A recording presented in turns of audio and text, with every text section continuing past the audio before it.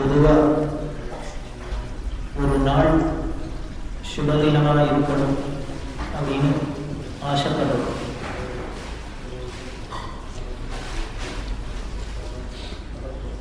எப்போ அது சுபதினமாகும்? இன்னைக்கு நிறைய ப்ராஃபிட் வந்துடுறதுனால, இல்லை இன்னைக்கு பெரிய வீடு வாங்கினதுனால, கார் வாங்கிட்டதுனால, நகை வாங்கினதுனாலயா என்னைக்கு சுபதினமாகும்? என்னைக்கு பரமேஸ்வரோட நாமாவை நாம சொல்றோம் அன்னைக்கு சுபதினம். அப்பர் சுவாமி சொல்லு, பேசாத நாளெல்லாம் பிறதா நாளை. உன்னை பத்தி நான் பேசல அப்படின்னா அன்னைக்கு நான் பிறந்த நாள் இல்லை, இறந்த நாள்.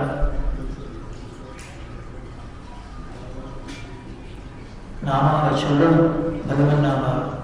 நாமாங்கிறது சொல்றதுக்கு தான்.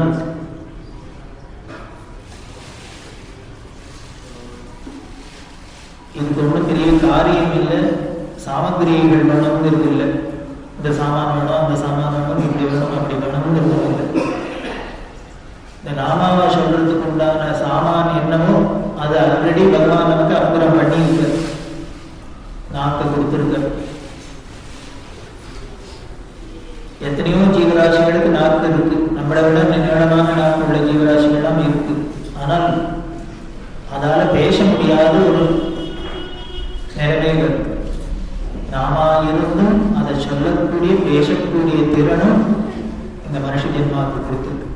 அதுதான் தாசர் வாழ்ஷங்கள் நரஜன்ம கந்தாக நாளிகே இருவாக கிருஷ்ணாய நகாரத. அவனுடைய ஒரு மனுஷ ஜென்மா வந்திருக்கு, அதுல நாக்கு இருக்குன்னா எதுக்குன்னு பகவன் நாமாவை சொல்லு.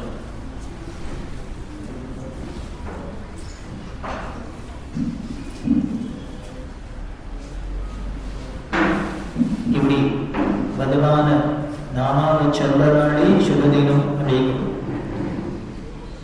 இன்னைக்கு விசேஷமான சுபதினம். காரணம் மகாபிரதோஷ புண்ணிய காலம். இந்த மகாபிரதோஷ புண்ணிய காலத்தில் சாட்சாத் சர்வேஸ்வரனான பரமேஸ்வரன் சந்நிதியில் 33 கோடி தேவதைகளும் இருக்கார். அதனால்தான் சாஸ்திரம் சொல்லி பிரதோஷ காலத்துல ஈஸ்வர சந்நிதியை தவிர வேற எங்கேயும் போகக்கூடாதுன்னு சொல்லி இன்னும் ரொம்ப ஸ்ட்ரிக்டா சாஸ்திரத்தை பார்க்கறதா என்ன பண்ணுவாங்க, அந்த காலகட்டங்களில் மற்ற சன்னதியெல்லாம் கூட திறக்க மாட்டாங்க. ஏன்னா எங்கேயும் இந்த சாநிதியில எல்லா தேவதைகளும் ஈஸ்வர சந்நிதியில இருக்கா.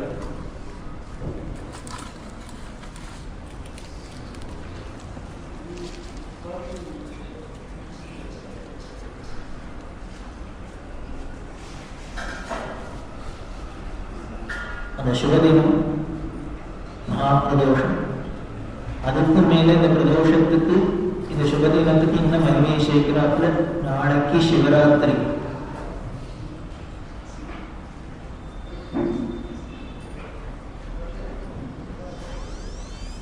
எப்பேற்பட்ட தினம் சிவராத்திரி அப்படின்னா, ஆதியும் மந்தமும் இல்லா அருள் பெரும் ஜோதி அப்படின்னு பரமேஸ்வரன் ஆத்யந்தர ஈகன் அப்படிங்கிற தத்துவத்தை விளக்குறது. இது நமக்கு கதை மாதிரி புராணமா சொல்லியிருந்தா கூட ஒரு படிப்பினாலேயோ செல்வத்தினாலேயோ இல்லை வீரத்தினாலேயோ சக்தினாலேயோ எந்த ஒரு விஷயத்தினாலையும் பிரகதியில இவனை தெரிஞ்சுக்கொள்ள முடியாது. பூர்ணமான அர்த்தம் தெரிஞ்சுக்க முடியாதுன்னா அது பிரயோஜனம் இல்லையே. பூர்ணமா தெரிஞ்சுக்கொள்ள முடியாது. எங்க ஆரம்பிச்சது எங்க முடியுது, எங்க முடியுது எங்க ஆரம்பிச்சது தெரியல, அடிய முடியும் பார்க்க முடியாது அப்படின்னு அர்த்தம். அப்படி அடிமுடி காணாத ஆவியின் பகிச்ச தினம் தான் சிவராத்திரி. அப்படி ஆவியின் பகிச்ச க்ஷேத்திரம் தான் திருவண்ணாமலை அப்படின்னு சொல்லக்கூடிய தேஜோமயமான திவ்ய க்ஷேத்திரம். அந்த சிவராத்திரி புண்ணிய தினம். இதுக்கும் மேல இன்னைக்கு காஞ்சி காமகோடி பீடத்தோட 70வது பீடாதிதேவ அலங்கரிக்க ஸ்ரீமத் சங்கர விஜயேந்திர சரஸ்வதி அப்படிங்கிற ஆச்சாரியனோட அவதார தினம். இப்படி சொன்னா யாரோ நமக்கு தெரியல, புதுசா ஏதோ பேரை கேட்கிறாப்புல பாலகரிவா அப்படின்னா தெரிஞ்ச மாதிரி. ஸ்ரீமத் சந்திரசேகரேந்திர சரஸ்வதி அப்படின்னா அவர் யார் சார்? அட்ரஸ் தெரிய மாட்டேங்குது. தெரியுமா அப்படின்னா உடனே பிரச்சனை புரியும். இது எதுக்கு சொல்றேன்? நாமாவோட விசேஷம்.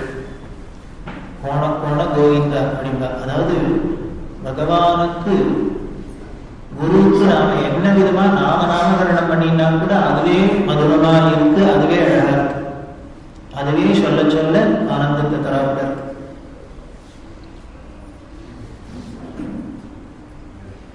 பாலகரிவா ஜெயந்தி அவளுக்கு பிரீதியா முதல்ல ஒரு நாமாவை சொல்லிட்டு அப்புறம் மீதி நாம தெய்வத்துக்குள்ள பார்க்கலாம். பாலகரிவா 1983 காஞ்சி காமகோடி பீடத்துக்கு ஆசிரமம் வாங்கிட்டு வந்தார். வந்து முதல் வியாச பூஜை தன்னோட குரு பரமகுரு 2 பேரோடையும் சேர்ந்து கர்னூர்ங்கிற இடத்துல பண்ணினான். இந்த கர்னூர்ல முதல்ல பெரியவாளை பார்த்தோன்னு 10 ஸ்லோகம் பண்ணினான். பெரியவா மேல மகாபரிவா மேல 10 ஸ்லோகம் பாலகரிவா பண்ணினான். அது எம்எஸ் அம்மாவோட டேப்ல கூட அதை பாடியிருக்கா. அதுல ஒரு 2 ஸ்லோகமாக நாம பெரியவாளை ஸ்மரிச்சுட்டு மேற்கொண்டு பார்க்கலாம். ஸ்ருதி ஸ்மிருதி புராணோக்த தர்மமாத்யரதம் குரு பக்தானாம் ஹிதபக்தாரம் நமஸ்யே சித்தசுத்தை அத்வைதானந்தபரிதம் சாதூனாம் உபகாரிணம் சர்வசாஸ்திரவிதம் சாந்தம் நமஸ்யே சித்தசுத்தை கர்ம பக்தி ஞான மார்க்க பிரச்சாரே பக்த கங்கணம் அனுகிரக பிரதாதாரம் நமஸ்யே சித்தசுத்தை அப்படின்னு ஆரம்பிச்சு வரிசையா இன்னும் 7 ஸ்லோகம் இருக்கு. இதுல எல்லாத்துலயும் ஒரே பிரார்த்தனை தான். குருட்ட என்ன? நமஸ்யே சித்தசுத்தியே, நமஸ்யே சித்தசுத்தியே, நமஸ்யே சித்தசுத்தியே. உன்னை எதுக்கு நமஸ்காரம் அப்படின்னு? என்னோட சித்தம் தெளியுது.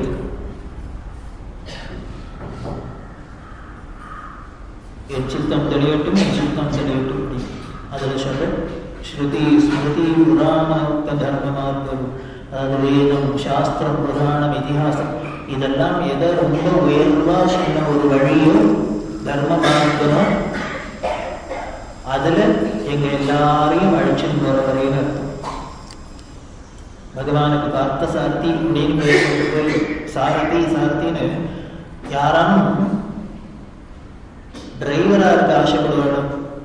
கார்ல உட்காந்து பின் சீட்ல உட்காந்து எஜமானனா இருக்கதான் ஆசைப்படுவார். முன்னால உட்காந்து டிரைவ் பண்றதுக்கு யாருக்கான ஆசை இருக்கும்னு பகவானுக்கு மட்டும்தான் ஆசையா இருக்கு.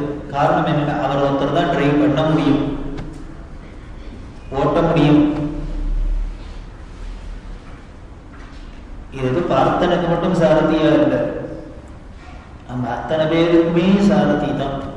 நம்ம அத்தனை பேரையும் இவர் ஏதோ எந்த இடத்துல அழிச்சுன்னு போறாங்க, போராடி இருக்க வாழ்க்கைங்கிற போராட்டம், தர்மா தர்மத்துக்குள்ள மாட்டிட்டு நடுப்புற போராடுறோம். என்னமோ ஆசை என்னமோ தர்ம வழியிலேயே போகணும்னு இருக்கு, ஆனா போக விடாத ஏதோ ஒன்று தடுக்கிறது.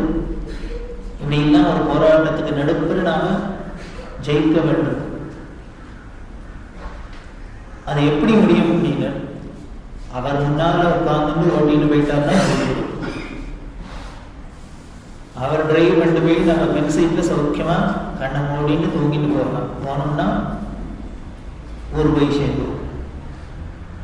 அப்படி அத்தனை பேருக்குமே சாரதியா இருக்கிறது தான்.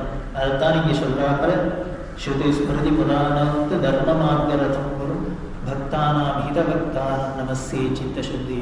பக்தாளுக்கு என்ன ஹிதமானதோ அதை சொல்றவர், பிரியமானதை சொல்றவர்னு சொல்லல, பக்தாளுக்கு ஹிதமானதை சொல்வார். அதாவது எது நல்லது செய்யுமோ அதைத்தான் சொல்வார். பிரியமானதை சொல்றது வேற, ஹிதமானதை சொல்றது வேற. பிரியமானதை சொல்றதுன்னா நாம என்னென்ன பண்ணிட்டு இருக்கோமோ அதை பண்ணுங்கன்னு சொல்றது. ஆனா ஹிதமானது அப்படின்னா சந்தியாவனம் பண்ணுங்க அப்படின்னா ரொம்ப கஷ்டமா தான் இருக்குது. முதல்ல காதுக்கே கண்ண விடுவோமோ பிடிக்க மாட்டேங்கிறது. குடுமி வச்சுக்கோ, பஞ்சதீரத்தை கட்டிங்கோ,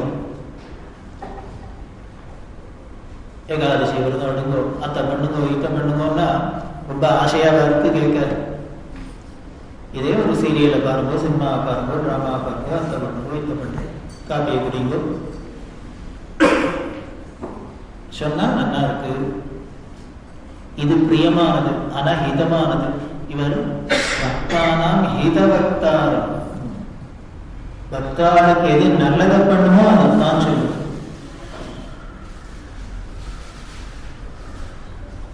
தாயாருக்குத்தான் தெரியும், மருந்தகுடின்னு தாயார் துரத்திண்டே வர கையில் தூக்கிட்டு எந்த குழந்தைக்கான பிடிக்குமா, பிடிக்காது. காரணம் என்ன? பிடிச்ச சாக்லேட்டா இருந்ததுன்னாக்க குழந்தையோட ஓடி வருது, அம்மா சுத்துறது சாக்லேட் கொடுக்குது. ஆனா மருந்து எடுத்துன்னு தாயார் சுத்துறா குழந்தை. அது மாதிரி அந்த மருந்து சாப்பிட்டா நல்லதேங்கிறதுக்காக குடிக்கலைன்னாலும் மருந்து கட்டாயமா சொல்ல வேண்டியது. அது மாதிரிதான் குரு என்ன பண்ணுவாங்க, நமக்கு பிடிக்கலைன்னா கூட ஹிதமானதை நமக்கு எது நல்லது செய்யுமோ அதை விடாத சொல்றது. விடாத சொல்றதே அப்படின்னா மனுஷாளுக்கெல்லாம் என்ன பண்ண ஒரு எண்ணம் அப்படின்னு, நாம சொல்றதை யாராலும் கேட்டாக்கா அவள்கிட்ட போய் தானே சொல்லுவோம், இல்லையான்னு சொல்லுவோம். நான் அங்கே போறதே இல்லை சார், நான் சொல்றதை கேட்க மாட்டேன் அப்படின்னு. இதுலேருந்து என்ன எதிர்பார்க்கணும்னு அந்த ஈகோ என்ன பண்றது, நம்ம எதிர்த்து யார்கிட்ட எதை சொன்னாலும் ஆன்னு கேட்டுடணும் அப்படின்னு. ஆனால் நாம யாராலும் அடுத்த வருஷம் ஆன்னு தலையாட்டுமோ, கேட்கிறோமோ மாட்டோம். அப்ப குரு என்ன பண்றாரு, நீ கேட்கலைனாலும் சொல்லிட்டே இருக்க. இதான் கேட்கத்தான் போறது இல்லையே, எதுக்கு இவரை தொண்டை தண்ணி வந்து சொல்லணும், விஷாத வாய்ப்பு இருக்கக்கூடாதோ அப்படின்னு.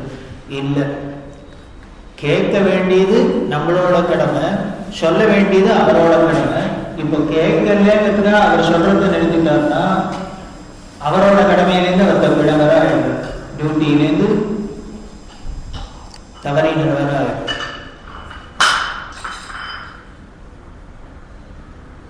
தெளிவா சொல்ற 2.5 வருஷம் 1957 1957 59 எண்டு வரைக்கும் மெட்ராஸ்லேயே இருந்து சம்ஸ்கிருத காலேஜில் இந்த தெய்வத்தின் குரல் எல்லாம் அநேகமாக 90% அபதேஷன் எல்லாம் தினம் உபன்யாசம் உண்டு.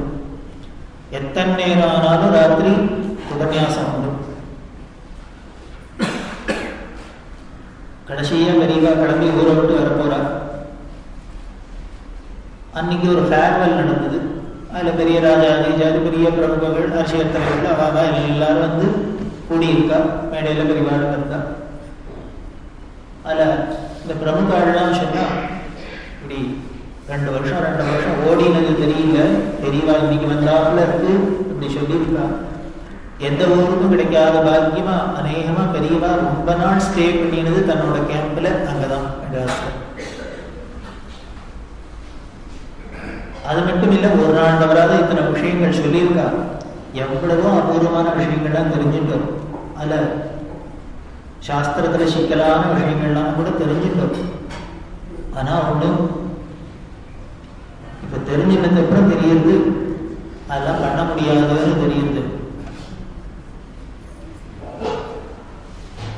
அதனால இப்பயே கேட்டுக்கிறோம், இந்த சாஸ்திரத்தை சொன்னவாள்லாம் பெரியவாட மாதிரி ரிஷிகள் தான், மகான்கள் தான், தபஸ்விகள் தான். அவன் ஏதோ அந்த காலத்துல சொன்னான். இப்போ இந்த காலத்துல இந்த சிச்சுவேஷன்ல பெரியவா பார்த்துட்டு இருக்கா. எங்களால என்ன முடியாதுன்னு அவளுக்கு தெரியும். எங்க மேல கருணையோட இதெல்லாம் கொஞ்சம் ரிலாக்ஸ் பண்ணி நாங்க அனுஷ்டானம் பண்றாங்களோ கொஞ்சம் அதை ஆல்டர் பண்ணி கொடுத்துட்டு கிளம்பினா சௌரியமா இருக்கும். இவ சொன்னது மட்டும் போறாது, இதை எங்களுக்கு கொஞ்சம் அமெண்ட்மெண்ட் போட்டு கொடுக்கணும் அப்படின்னா. எல்லாரும் பேசி முடிஞ்சா கடைசியில் பெரியவா வந்தது மைக்க வேண்டாம். பெரியவா சொன்னா, நான் கொஞ்சம் உணர்ச்சி வசப்பட்டுட்டேன். முதல்ல பட்டணத்துக்கே வரமாட்டேன்னு நினைச்சிருந்தேன், வரப்படாதுன்னு வச்சிருந்தேன்னு பாச்சார அனுஷ்டானத்துக்கு சரியாகாதுன்னு. ஆனா இங்க உள்ள பக்தாலாம் ரொம்ப நிர்பந்தப்படுத்தினதுனால வரலாமேன்னு வந்து பார்த்தேன். ஆனா வந்து பார்த்ததுக்கு அப்புறம் தெரிஞ்சது கிராமத்துல இருக்கிறத விட இங்க தேவையில்லை போல இருந்தது. நான் நினைச்ச அளவுக்கு இங்க அவ்வளவு மட்டமா இல்லை. இதை பார்த்தோன்னு இங்க இன்னும் நிறைய நாள் இருக்கலாம்னு ஆசை வந்து இருந்தேன். அதுக்கு மேல இத்தனை ஜனங்களை பார்த்தோன்னு அப்ப அப்பா இத்தனை கூட்டம் கூடியிருக்கு, இதுதான் நமக்கு சான்ஸ். இப்போ நம்ம என்னென்ன சொல்லணும்னு நினைச்சிருக்கோமோ எல்லாத்தையும் சொல்லிடணுங்கிறதுக்காக தினம் உபன்யாசம் பண்ணினே சொன்னேன். இப்போ தெரியுது நான் அப்படி சொல்லியிருக்க கூடாதுன்னு. இத்தனை ஜனங்களுக்கு அடைவாளுக்கு தர்மத்தை சொன்னா புரியுமே, எல்லாரையும் ரீச் ஆகுமேன்னு சொல்லலாம்னு நினைச்சுன்னு சொன்னேன். ஆனா இப்பதான் தெரியுது இவெல்லாம் ஒரே குரல்ல சொன்னா என்ன சொன்னாங்க, வாக்குமூலம் மாதிரி சொல்லிட்டாங்க. சுவாமியிலே நீங்க சொல்றதெல்லாம் சொல்லிட்டு நாங்க ஒருத்தரும் கேட்க போறது இல்லை, நம்ம சொல்லிட்டு வந்திருக்கோம், எல்லாரும் நாளையிலேருந்து திருந்திட போறாங்க நினைச்சுக்காதீங்கன்னு இங்கேயே சொல்லிட்டான். எங்களால சக்தி இல்லை, முடியலன்னு. அதனால இப்ப கொஞ்சம் எங்களுக்கு ஏத்தாப்புல இதை ஆர்டர் பண்ணி கொடுக்கணும்னு சொல்றா. ஆனா அவங்கள்ட்டெல்லாம் நான் ஒண்ணு கேட்கிறேன், இதை ஆர்டர் பண்றதுக்கு எனக்கு யாரு அத்தாரிட்டி கொடுத்துருக்கா?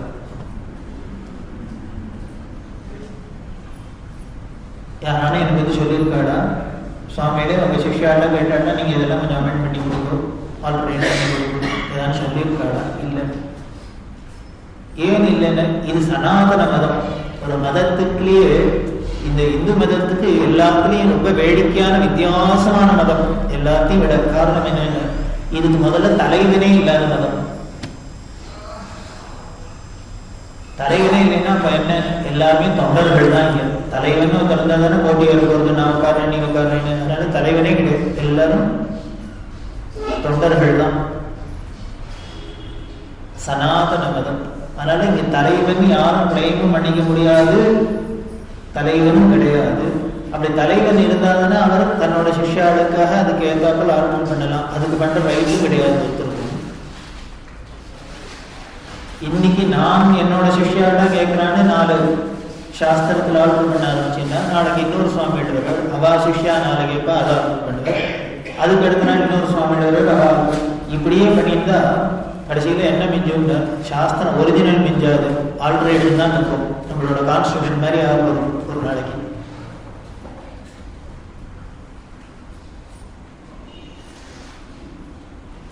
இப்படிலாம் சொன்னா எல்லாரும் மூஞ்சி வெளியில் கொடுத்து நம்ம என்னமோ ஏதோ பெரிய பிரார்த்தனை பண்ணி பவ்யமா வினயமா கேட்கிற மாதிரி இவர் எப்படி கதையை கொண்டு வர்றாரு. அப்புறம் சொல்றாங்க, ஆனால் நீங்கள கவலைப்பட வேண்டாம், ஒரு குருன்னு உட்காந்து சொல்லாத விட்டேன்னா என்னோட டியூட்டியிலேருந்து தப்பிடுவேங்கிறதுக்காக சொன்னேன். நீங்க கேட்கலைன்னா உங்க தப்பு இல்லை. அப்ப என்ன தப்பு இல்லை, என்னோட தப்பு, எனக்கு தபஸ் போறலன்னு அர்த்தம். ஒரு குரு வார்த்தையை ஒன்று சொல்லி அதை சிஷ்யாளால ஹானர் பண்ண முடியலன்னா அந்த குருவுக்கு பவர் கம்மின்னு அர்த்தம், அந்த வார்த்தைக்கு பலம் இல்லைன்னு அர்த்தம். நான் சொல்லியும் உங்களால கேட்க முடியலன்னா அது உங்க தப்பு இல்லை, என் தப்பு.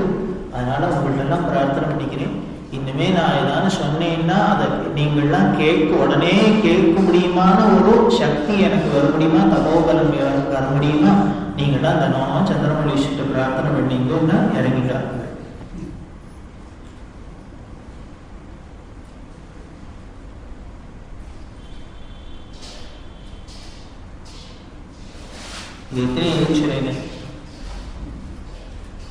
பக்தானாம் ஹிதவக்தாரம் அப்படின்னு வார்த்தை போட்டத்துக்கு என்னோ பின்னாடி இவ்வளவு தோணித்து ஹிதமானதுதான் சொல்றாங்க.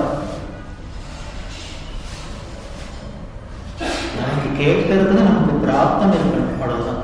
இது என்ன இருக்கணும், சக்தி இருக்கணும், மனசு இருக்கணும்னா இல்லை, முதல்ல பிரம்மா எழுதிக்கணும் தலைவர். இப்படி ஒரு குரு கிடைக்கணும், அப்படி ஒரு வார்த்தை உபதேசம் காதல வேணும், அப்படி அதை கேட்க முடியுமா ஒரு பாக்கியம் கிடைச்சு, எல்லாம் கிடைச்சுட்டா போருமா, குரு கிடைச்சுட்டா போருமா, வார்த்தை கிடைச்சுட்டா போருமா, அதை பண்ணிட்டா போருமா, அது கடைசியில அனுபவத்துக்கு வரணுமே. அப்படி வந்தாதான் அது பின்னால நடந்த அத்தனையும் பலிச்சது. இது ஒண்ணு பெண்டிங்கா இருக்கிற வரைக்கும் நமக்கு அனுபவமாகாத பழுக்காத வரைக்கும் முன்னால எத்தான் கிடைச்சிருந்தாலும் பிரயோஜனம் இல்லை.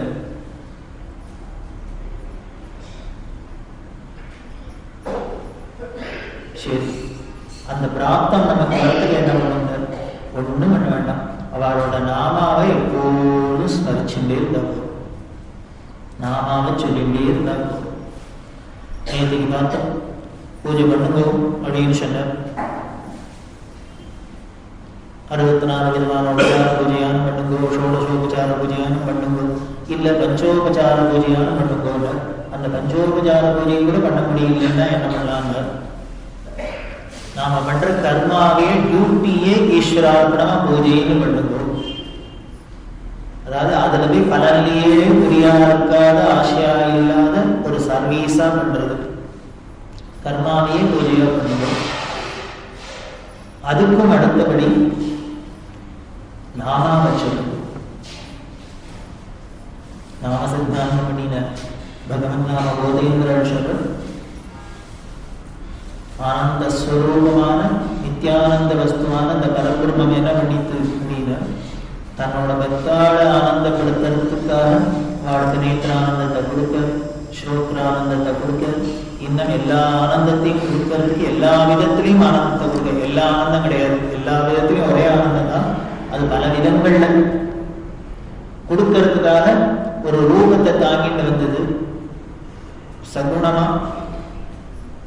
அதுவும் போராது அப்படின்னு என்ன பண்ணிட்டு ஒரு நாமா ரூபத்துல சிவா, விஷ்ணு, ஹரி, ஹரன் அப்படிங்கிற பேர்ல எல்லாம் எப்போதும் சரீரத்தை தாங்கிட்டு நாமாங்கிற ரூபத்தை தாங்கிட்டு எல்லோருக்கும் அனுகிரகம் பண்ணிட்டு இருக்கு அப்படின்னு நாம சித்தாந்தத்துல ஆரம்பிக்கிறார். அப்படின்னா என்ன அர்த்தம்னா பகவானுக்கு துல்லியம் பகவன் நாமா. பகவானுக்கு என்னென்ன சக்தி உண்டோ அத்தனையும் அந்த நாமாக்களுக்கு உண்டு. அதனால்தான் ஈர்வாடு என்ன வேண்டாம், பகவான சுண்டுபட்டு பாதார இந்த உனக்கு நீ நாம ரூபமுனக்கு நித்திய ஜெய மங்களம். மங்கள பாடத்தையே என்ன பண்ணார், உன்னோட நாமாக்கு அப்புறம் ரூபத்துக்கு வேடிக்கையா இருக்கு. ரூபம் வந்தாதானே நாமாவே வரும், ஒரு உருவம் வந்தாதானே இது பேரே வரணும். ஆனா இவர் என்ன பண்ண பெயரை முதல்ல சொல்லி உருவத்தை பின்னால சொல்ற காரணம் என்னென்ன, உன்னோட ரூபம் கூட மறைஞ்சு போயிடுங்க, ஆனா உன் நாமா மறையாது. நீ எந்த ரூபத்தை தாங்கிட்டு வந்தாலும் அந்த ரூபம் ஒரு நாளைக்கு காணாம போயிடுது, நீங்க பார்க்க முடியல. ஆனால் நீ எந்த ரூபத்துல தாங்கின்னு வந்த பெயரும் அத்தனையும் இப்படியே இருக்கு. அதனால ஒன்னையும் விட சாஸ்வதமா ஒரு நாமாவே இருக்கு. அதனால நாம ரூபங்களுக்கு நித்திய ஜெயமங்கள் அப்படின்னு அந்த பகவன் நாமாவை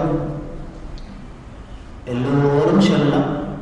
இதுக்கு ஒண்ணு ஒரு சிரமம் இல்லை, கஷ்டம் இல்லை. முதல்ல சொன்னோம், ஒரு நாக்கு வேணும், அதுல பேசுற சக்தி வேணும், அவ்வளவுதான் இதுக்கு பேசிக் தேவை. இது பகவான் நன்னாவே கொடுத்திருக்கு, அதை சொல்லலாம்.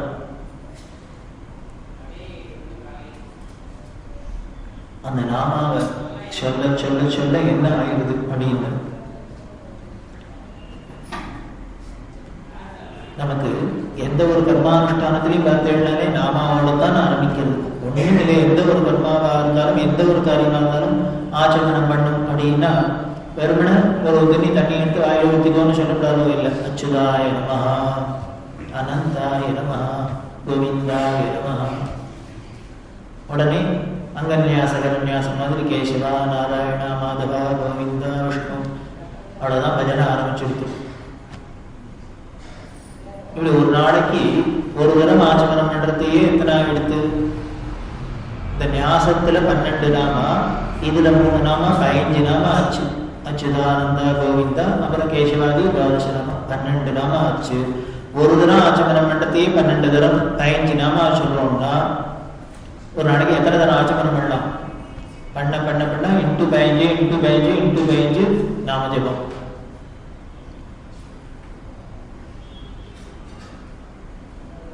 அதுக்கு மேல ஆரம்பிக்க சுக்லாம்பரதம் பரமேஸ்வர பிரீத்யர்த்தம் अपवित्र पवित्रो वा सर्वावस्थान्विता विवा स्मरेत् पुण्डरीकाक्षं सभाव्याभ्यन्तरशुचिः मानसं वाचिकं वा कर्मणा समुपार्जितम्.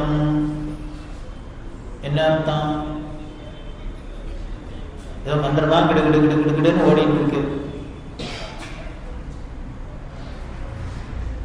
அனுபவிக்கணும்.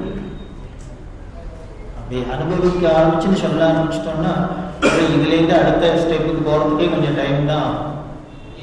தெரியவா என்னப்பா லலிதா சஹஸ்ரநாமம் பண்றது ஒரு நாமாவை எடுத்து பண்ண ஆரம்பிச்சிட்டாள்னா போட்டாள்னா அந்த குங்குமத்தை போட்டுட்டு அடுத்த நாமாவுக்கு ஓடாது.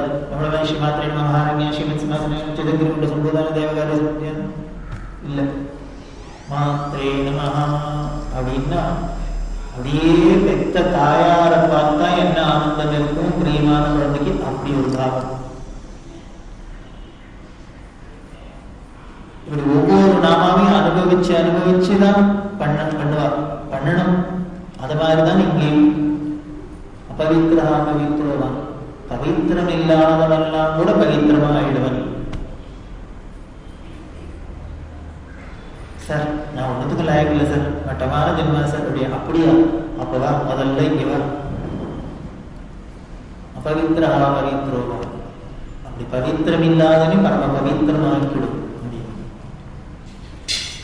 எந்த அவஸ்தைகளா இருந்தாலும் சரி, இதெல்லாம் யஸ்மனேத்து புண்டரீகாட்சம், அந்த தாமரை மாதிரி கண்ணுக்கு இருந்த பகவானை நினைச்ச மாத்திரத்துல நமக்கு என்ன கிடைக்கிறதுன்னு, பாஹ்யாபியந்தர சுச்சி, உள்ள வழியில ரெண்டும் சுத்தமாயிருது. உள்ள அழுக்கு வெளி அழுக்கு எல்லாம் வருது. வெளி அழுக்க என்ன வேணா பண்ணிவிடலாம், போக்கிடலாம். இதுக்குதான் நம்ம கான்சன்ட்ரேஷன் முழுக்களும் என்ன இருக்குன்னு, இந்த நம்ம ஸ்பிரிச்சுவலுக்கும் சயின்டிஃபிக்கும் நமக்கு என்ன, சயின்ஸுக்கு என்ன ஒரு வித்தியாசம், பெரிய டிஃபரன்ஸ் அப்படின்னு. இந்த சயின்ஸ்ல இருக்கிறது எல்லாமே வெளியே தான் பார்த்துட்டு இருக்கோம். இந்த ஸ்பிரிச்சுவல் எல்லாமே உள்ளேயே தான் பார்க்கணும்.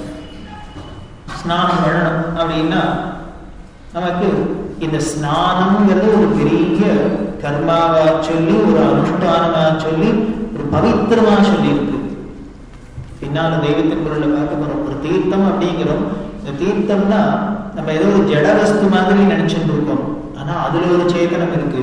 நம்ம வேதம் ஜோதிட சாஸ்திரம் வருணன் தேவதை அப்படிங்கிறது, கங்கை காவேரி அப்படின்னு உடனே அதை ஒரு தெய்வமா நமக்கு உருவகப்படுத்துறது.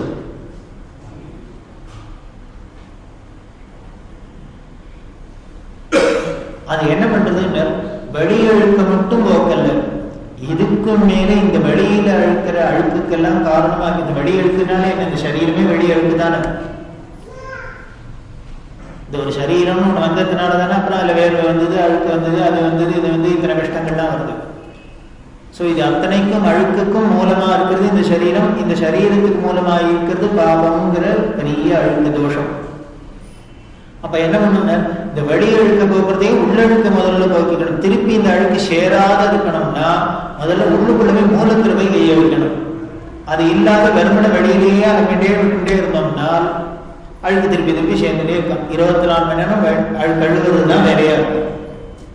ஆனால் நமக்கு சாஸ்திரம் என்ன சொல்றா, அப்படி பண்ணாத, இப்ப சேர்ந்த அழுக்க கழுவிடும். அதுக்கு பண்றதையே சைமல்டேனியஸா என்ன பண்ண, அடுத்த தடவை அழுக்கு சேராத இருக்கிறதுக்கு பண்ணிவிடும் காரியத்தை.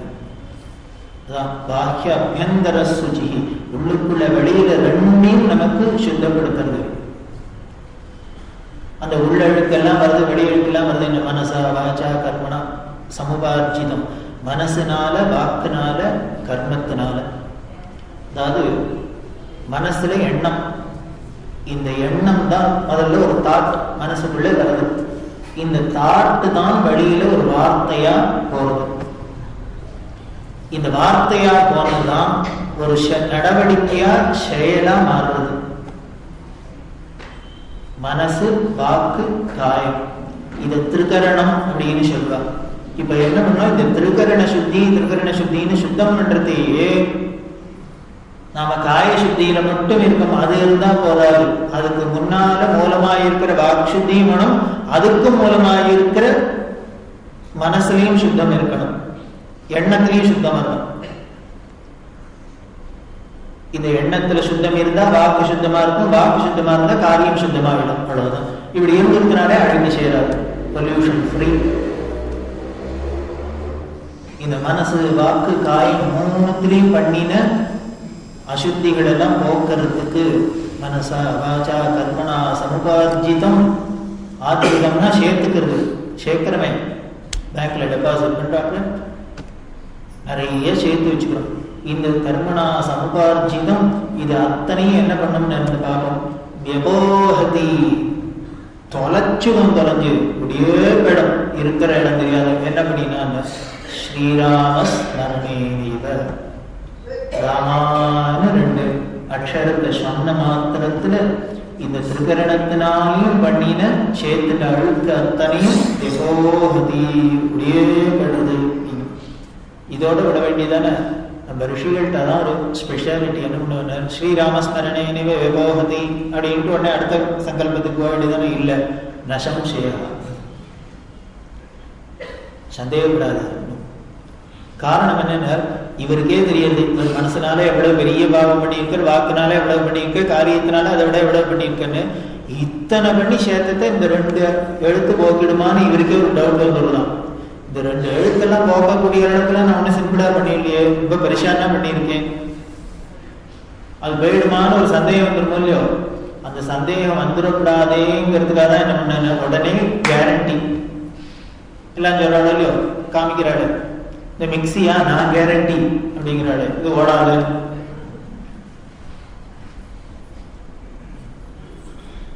இங்கேதான் ரிஷிகளும் அதான் சொல்றா, ஸ்ரீராம ஸ்மரணேன வேபோகதி ந சம்சயா, நான் கேரண்டி கொடுக்குறேன். நாம சித்தாந்தம் பண்ணின போதேந்திராள் அவரோட குருநாதர் ஸ்ரீமத் ஆத்ம போதேந்திர சரஸ்வதி அப்படிங்கிற மகா, பன்முட்டிக்கு பக்கத்துல வடமாம்பலம்னு க்ஷேத்திரம், அங்கதான் அவரோட சித்தி ஸ்தலம். ஸ்ரீருத்ரத்துக்கு பாஷ்யம் எழுதியிருக்கா. மகா தபஸ்வி விருத்தாச்சலம் அப்படின்னு சொல்லக்கூடிய க்ஷேத்திரத்துல அவதாரம் பண்ணினவா. அந்த சந்திரமணீஸ்வரர் பூஜை பண்ணி பண்ணி பண்ணி பண்ணி அப்படியே பழுத்த பழம் காசியிலேயே இருந்தா. விஸ்வநாதர் பிரத்யக்ஷம் காசியில இருந்தே தான் ஸ்ரீருத்ரத்துக்கு பாஷ்யம் எழுதினான். அந்த ஆச்சாரியாளுக்கு இந்த பிற்காலத்தை உத்தேசிச்சு, கலியை உத்தேசிச்சு இவாளுக்கெல்லாம் ஒரு வழியை, நேர் வழியை காமிக்கணும், சாஸ்திரோக்தமான வழியை காமிக்கணும் கிடையாதுங்கிறதுக்காக, நாம சித்தாந்தத்தோட பெருமையை தெரியப்படுத்தணும் அப்படிங்கிறதுக்காகத்தான் புருஷோத்தமங்கிற குழந்தைய சிருஷ்டி பண்ணினான். போதேந்திரால அவரா பிறக்கல, சிருஷ்டி பண்ணினர் குருநாதர். அந்த ஆத்மபோதேந்திரன் காஞ்சிபுரத்துல இருந்தே அவளுக்கு கைங்கரியம் தான். ஒரு கன்னட தேசத்தை சேர்ந்த ஹொய்சல தம்பதிகள், அவளுக்கு குழந்தைகள் இல்லை. இந்த குரு கைங்கரியம் பண்ணி இந்த குரு பிரசாதத்தினால குழந்தை பிறந்தது. அந்த குழந்தை தான் புருஷோத்தமன். அவளே ஆச்சாரியை பேர் வச்சு வளர்த்து எல்லாம் பண்ணினான்.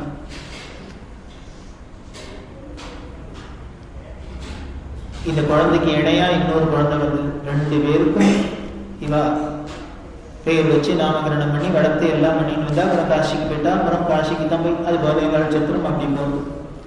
அங்க போய் அப்புறம் ஆசிரமம் கொடுத்து இவாளுக்கு என்ன உபதேசம் பண்ணாங்க, ராமநாமாவை தாரக மந்திரத்தை உபதேசம் பண்ண ஆத்மபோதேந்திரன். ராமர் அப்படிங்கிற நாம, அந்த ராமங்கிற நாம ஏதோ நாம கையில கையில வச்சிருந்து அப்ப வச்சிருந்து நீலமேங்க சியாமலா அப்படின்னா விஷ்ணுவோட ஒரு அவதாரத்துக்கு பேர் அப்படின்னு நினைச்சிட்டு இருக்கோம். இல்ல, இந்த ராமாங்கிற நாமா சாஸ்வதமா இருக்கிற ஒரு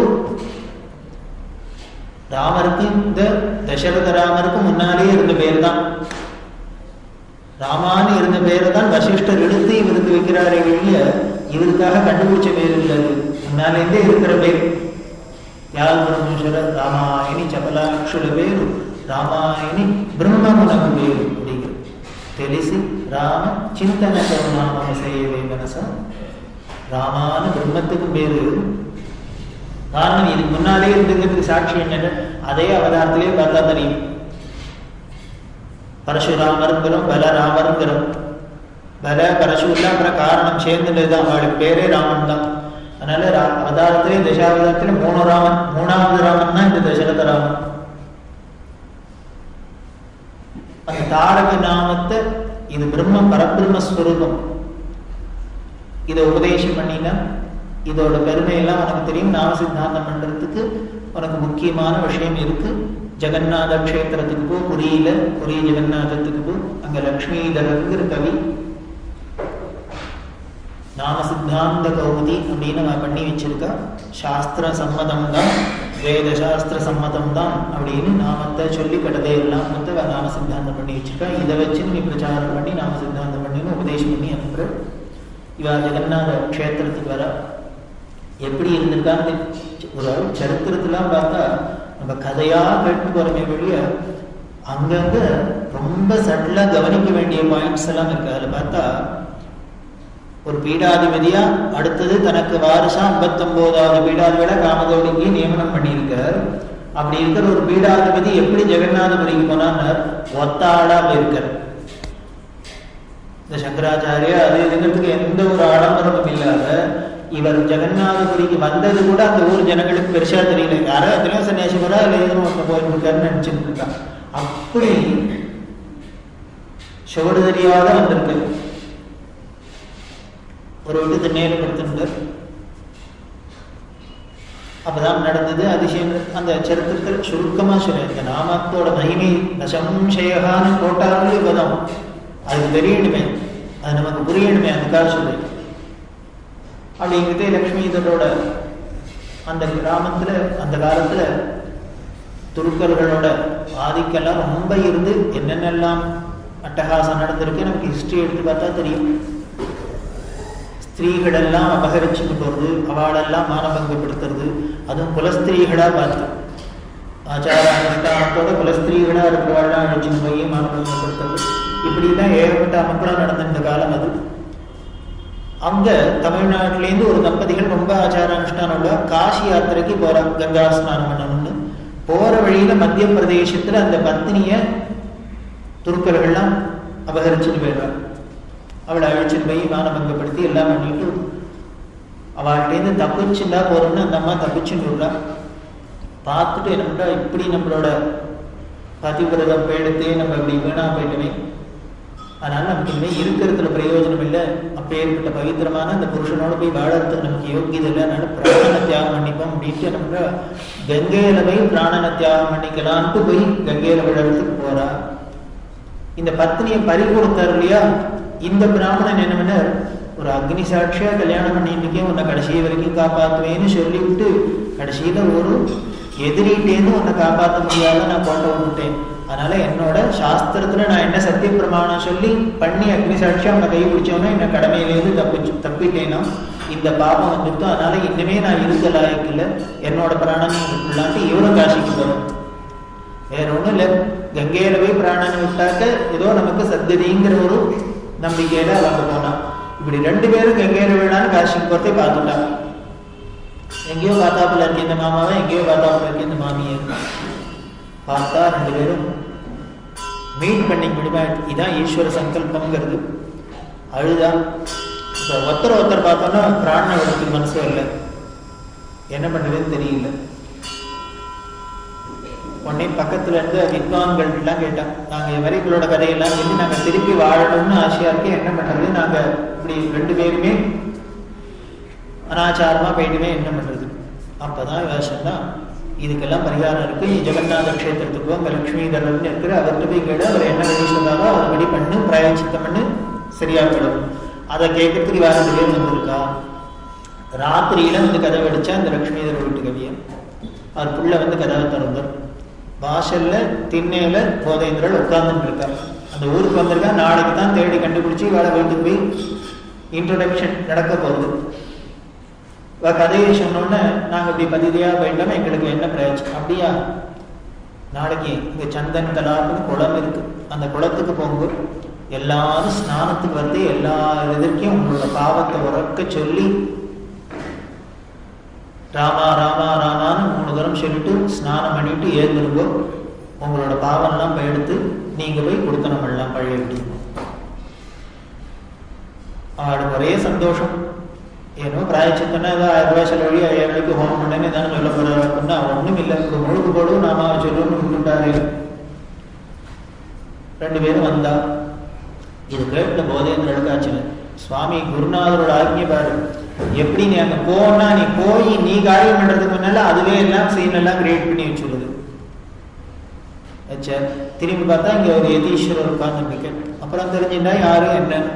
அப்புறம் உள்ள அழிச்சுன்னு போனா எங்க ஆத்துல பிக்ஷை பண்ணணும்னா மறுநாளைக்கு குளத்துக்கு எல்லாரும் போனா இவ சொன்னபடியே நாம வச்சோன்னா எப்படி திரும்பி ஏந்துனான்னா 2 பேரும் தேவலோக ஸ்திரீ மாதிரி ஏந்துட்டா. ஊரறிய விசிபிளா தெரிஞ்சது. அபவித்ரா பவித்ரோவா அப்படின்னா மனசா வாச்சா கர்மணா சமுபார்ஜிதம் ஸ்ரீராம ஸ்மரணேனேவ விபோஹதி அப்படின்றது எப்படி போச்சுன்னு இருந்த இடம் தெரியாது போச்சு, வெளி ரூபத்திலேயே தெரியலாமல் இருந்தது.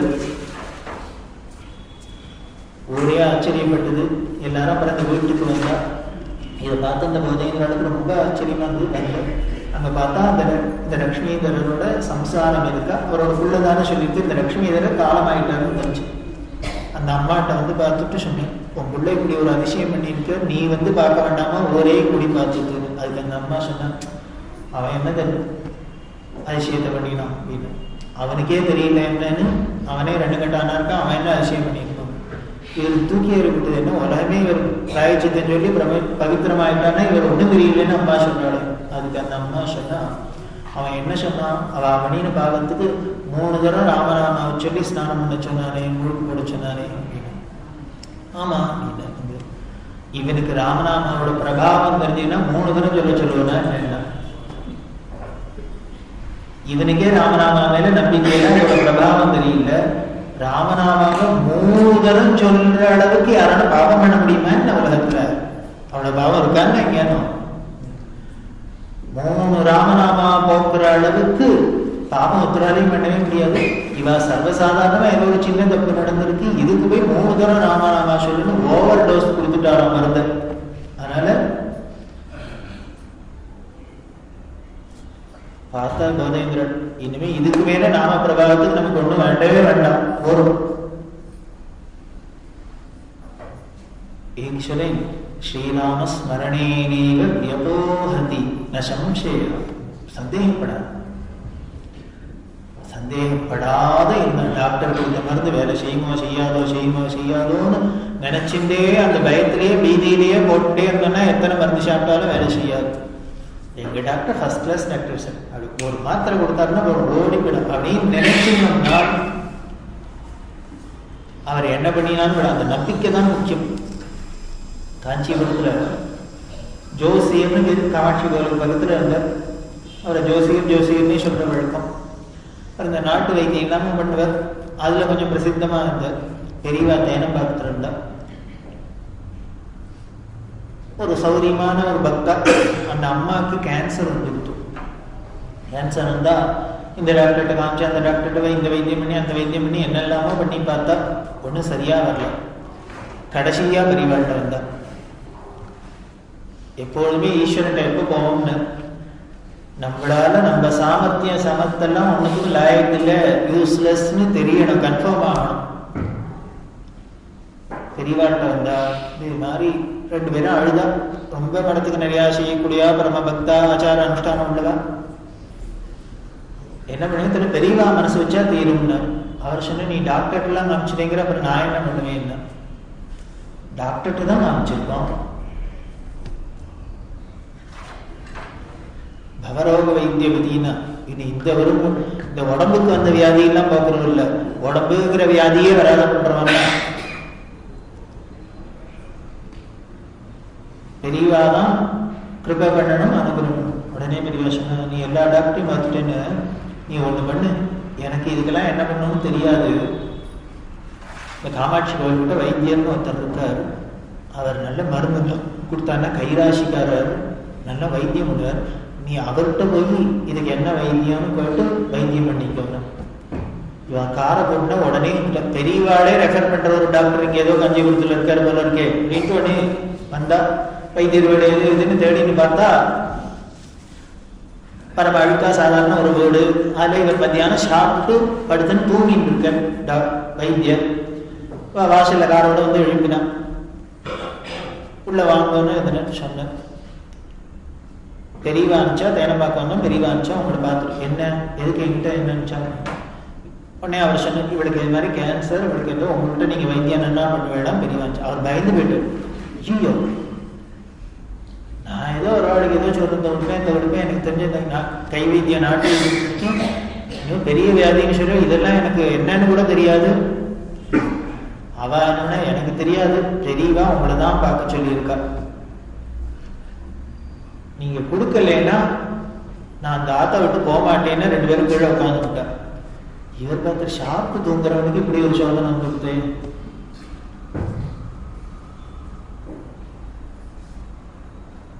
என்ன பண்றது ஏது பண்றதுல இவாளானா அழகா சிரிக்கிறா, தங்களோட அதுங்கிறா, என்ன பண்ண புரியல இருக்கு. பார்த்த ஒரு மணி நேரம் போராடி சொல்லி பார்த்து ஒன்னும் கேட்கிற வழியா தரல. உள்ளுக்குள்ள போன தெரியவா பாதுகா இருக்கு. அதுல என்ன பண்ண விபூதி எடுத்துட்டு ஒரு பொட்டலத்தை வச்சார், மடிச்சார், பெரிய பாதுகையில வச்சார். சுவாமியில சும்மா இருந்த என்ன எதுக்கு நீங்க டார்கெட் வச்சுன்னு தெரியல, யாரையும் இங்க அனுப்பிச்சு எம்பிரான்னா வாங்குறா, எனக்கு என்ன பண்றதுன்னு தெரியல. நீர் அனுப்பிச்சிருக்கிற உம்ம வாக்கு சத்தியம், நீ இந்த வைத்தியன்ட்டுக்கும் வைத்தியம் பண்ணிடுவோன்னு சொல்லி அனுப்பிச்சிருக்க, அவ்வளவுதான். நீங்க என்கிட்ட ஒண்ணுமில்லை, எனக்கு ஒண்ணும் தெரியாதுன்னு உனக்கும் தெரியும், ஆனா என்னவோ ஏதோ உங்களுக்காக வச்சிருக்காரு. அதனால எனக்கு என் மருந்துல ஒண்ணுமில்லை, இந்த விபூதியை கொடுக்குறேன், உம்ம வாக்கு நீ காப்பாத்திக்கிறதா காப்பாத்திக்கோ, இல்லை அவமானப்பட்டா படுக்கணும் அப்படின்னு வச்ச நேரம் கொண்டு கொடுத்த. அம்மா இது ஒரு வாரத்துக்கு தினம் துளி துளி தீர்க்கத்துல போட்டு சாப்பிடு, பெரியவாளை பிரார்த்தனை பண்ணிக்கோ, போயிட்டு வான்ட்டு. இவன் என்னமோ ஏதோ சொர்ணகாய கல்பம் நினைச்சுட்டு வந்தா, போனா வீட்டுக்குள்ள போனா, தினமும் ரொம்ப ஸ்ரத்தையா தீர்த்தத்துல சாப்பிட்டா எல்லாம் பண்ணிடலாம். அதுக்கப்புறம் ஒரு மாசம் கழிச்சு பார்த்தாக்க திருப்பி இந்த ஸ்கேனிங் என்னமோ டெஸ்ட் பண்ணினாக்க கேன்சர் இருந்த சுவடு தெரியல, எடுத்து ஒரே சந்தோஷம் வாழுது. டாக்டர்ஸ் எல்லாம் கைவிட்டது பெரியவா இருந்தாலும் சோட போக மாட்டாங்க, நல்ல டாக்டரா தான் அனுப்பிச்சிருக்க அப்படின்னு. உடனே நம்ம இத்தனை வருஷத்துக்கு வெள்ளி பூஜா பண்ணிட்டு வந்தா, பண்ணிட்டு ஒரு வெள்ளி தட்டு வெள்ளி பூஜா அது இதெல்லாம் கண்டு பழம் புஷ்பம் வேஷ்டி இஷ்டி எல்லாத்தையும் தூக்கின்னு கார்ல வந்தா. இதை வந்தோடனே இவருக்கு பயம் வந்துடுத்து, என்ன திருப்பி கார் வருது, அடுத்த டாக்டர் வந்துட்டாடா, பார்த்தா பழைய ஆள் தான். பயந்து போயிட்டார், என்ன கொடுத்தது விபூதியை கொடுத்தா, ஏன் என்ன விபூதியை கொடுத்து ஏமாந்துறேன்னு அடிக்க வர போறாரா, என்ன பண்ண போறாரு. எல்லா சாமானியும் வச்சா நமஸ்காரம் பண்ணா, உயிர் பிச்சை போட்டிருக்கேள், உயிர் பிச்சை போட்டிருக்கேள், நீங்க என்னதாலும் ரொம்ப இருந்தாலும் என்னதான் இவ்வளவு அடக்கூடாது, இவ்வளவு பெரிய வைத்தியத்தை பண்ணிட்டு ஒண்ணுமில்லை ஒண்ணுமில்லை ஒண்ணும் தெரியாதுன்னு நினைச்சு அப்படின்னு நமஸ்காரம் பண்ணா. என்ன ஆச்சு என்ன ஆச்சுன்னா அப்புறம் உடனே கதையெல்லாம் சொன்னா, அவருக்கு ஆச்சரியப்படுத்தி என்னடா அது ரொம்ப போச்சு, இதெல்லாம் எடுத்துக்கணும், எங்களுக்கு என்ன பண்றதுன்னு தெரியல, அதனால ஏதோ சின்னதுதான் கொண்டு வந்திருக்கோம், இதெல்லாம் எடுத்துக்கணும். இந்த வெள்ளி தட்டுக்கிட்டு பூஜாலாம் வந்தோன்னா ஒரு பயமா எடுத்து உடனே என்ன பண்ண, இது அப்படியே எடுத்துக்கோ, வாங்க நேர பெரியவாழ்கிட்ட போவோம். அதே வண்டியில இருந்து நேர பெரியவாழ்கிட்ட போனா தேனம் பார்த்துற வச்சா, பெரியவாழ்கிட்ட சொன்ன மாதிரி மருந்து கொடுத்தாரு, எல்லாம் சரியா வச்சுக்கிறேன், இப்ப திருப்பி எல்லாம் டெஸ்ட் பண்ணோம், குறைய ஆரம்பிச்சு கொடுத்து இது குணமாயிடும் அப்படின்லாம் சொன்ன. பத்தியா நான் அப்படியே சொன்னேன்னு அவன் ரொம்ப கெட்டிக்காரன்னு.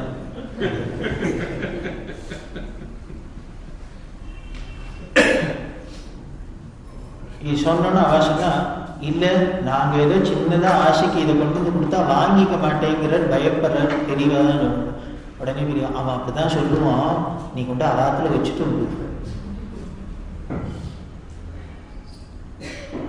கொண்டு வச்சா வீட்டுல எல்லாத்தையும் வச்சுட்டு வேற ஒண்ணும் இல்லை. அவருக்கு பொண்ணு கல்யாணத்துக்கு இருக்குது, அதுக்கு என்ன சாமான் பண்றதுன்னு பார்த்தா, போடு யாரையோ ஒருத்தர் அனுப்பு.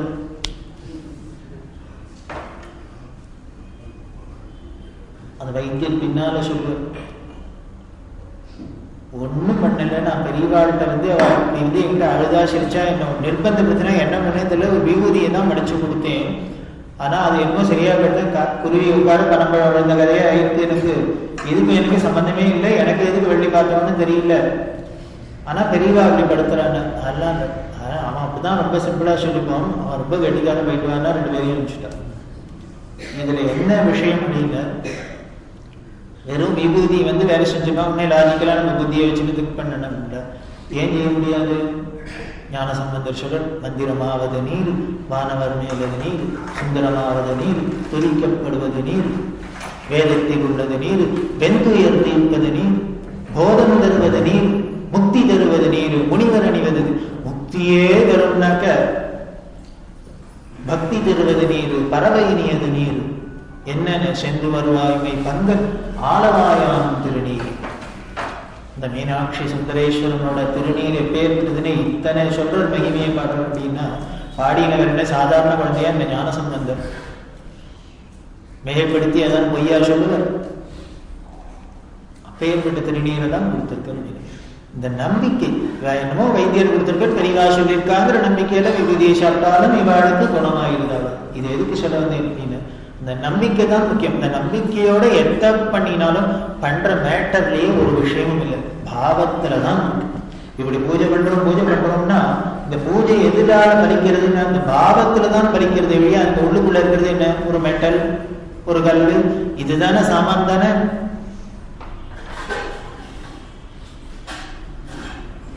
ஆனால் அந்த சைத்தன்யம் எப்ப பேசும்? நம்மளோட பாவத்தினால்தான் அது பேச முடியுமே வெளியே, அது சாநித்தியமே வெளியே, அது பலிக்குமே வெளியே.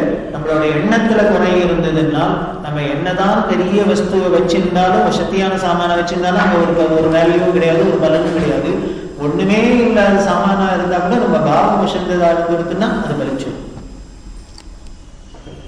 இதுதான் மனசனால, வாக்குனால, காயத்தினால வர பாவங்களை இருக்கிற இடம் தெரியாத பண்றது இந்த நாமாங்கிற எழுத்து. அக்ஷரம், அக்ஷர பிரம்மம் அப்படின்னே சொல்லும். அது வெறும் எழுத்து இல்லை, லெட்டர் இல்லை.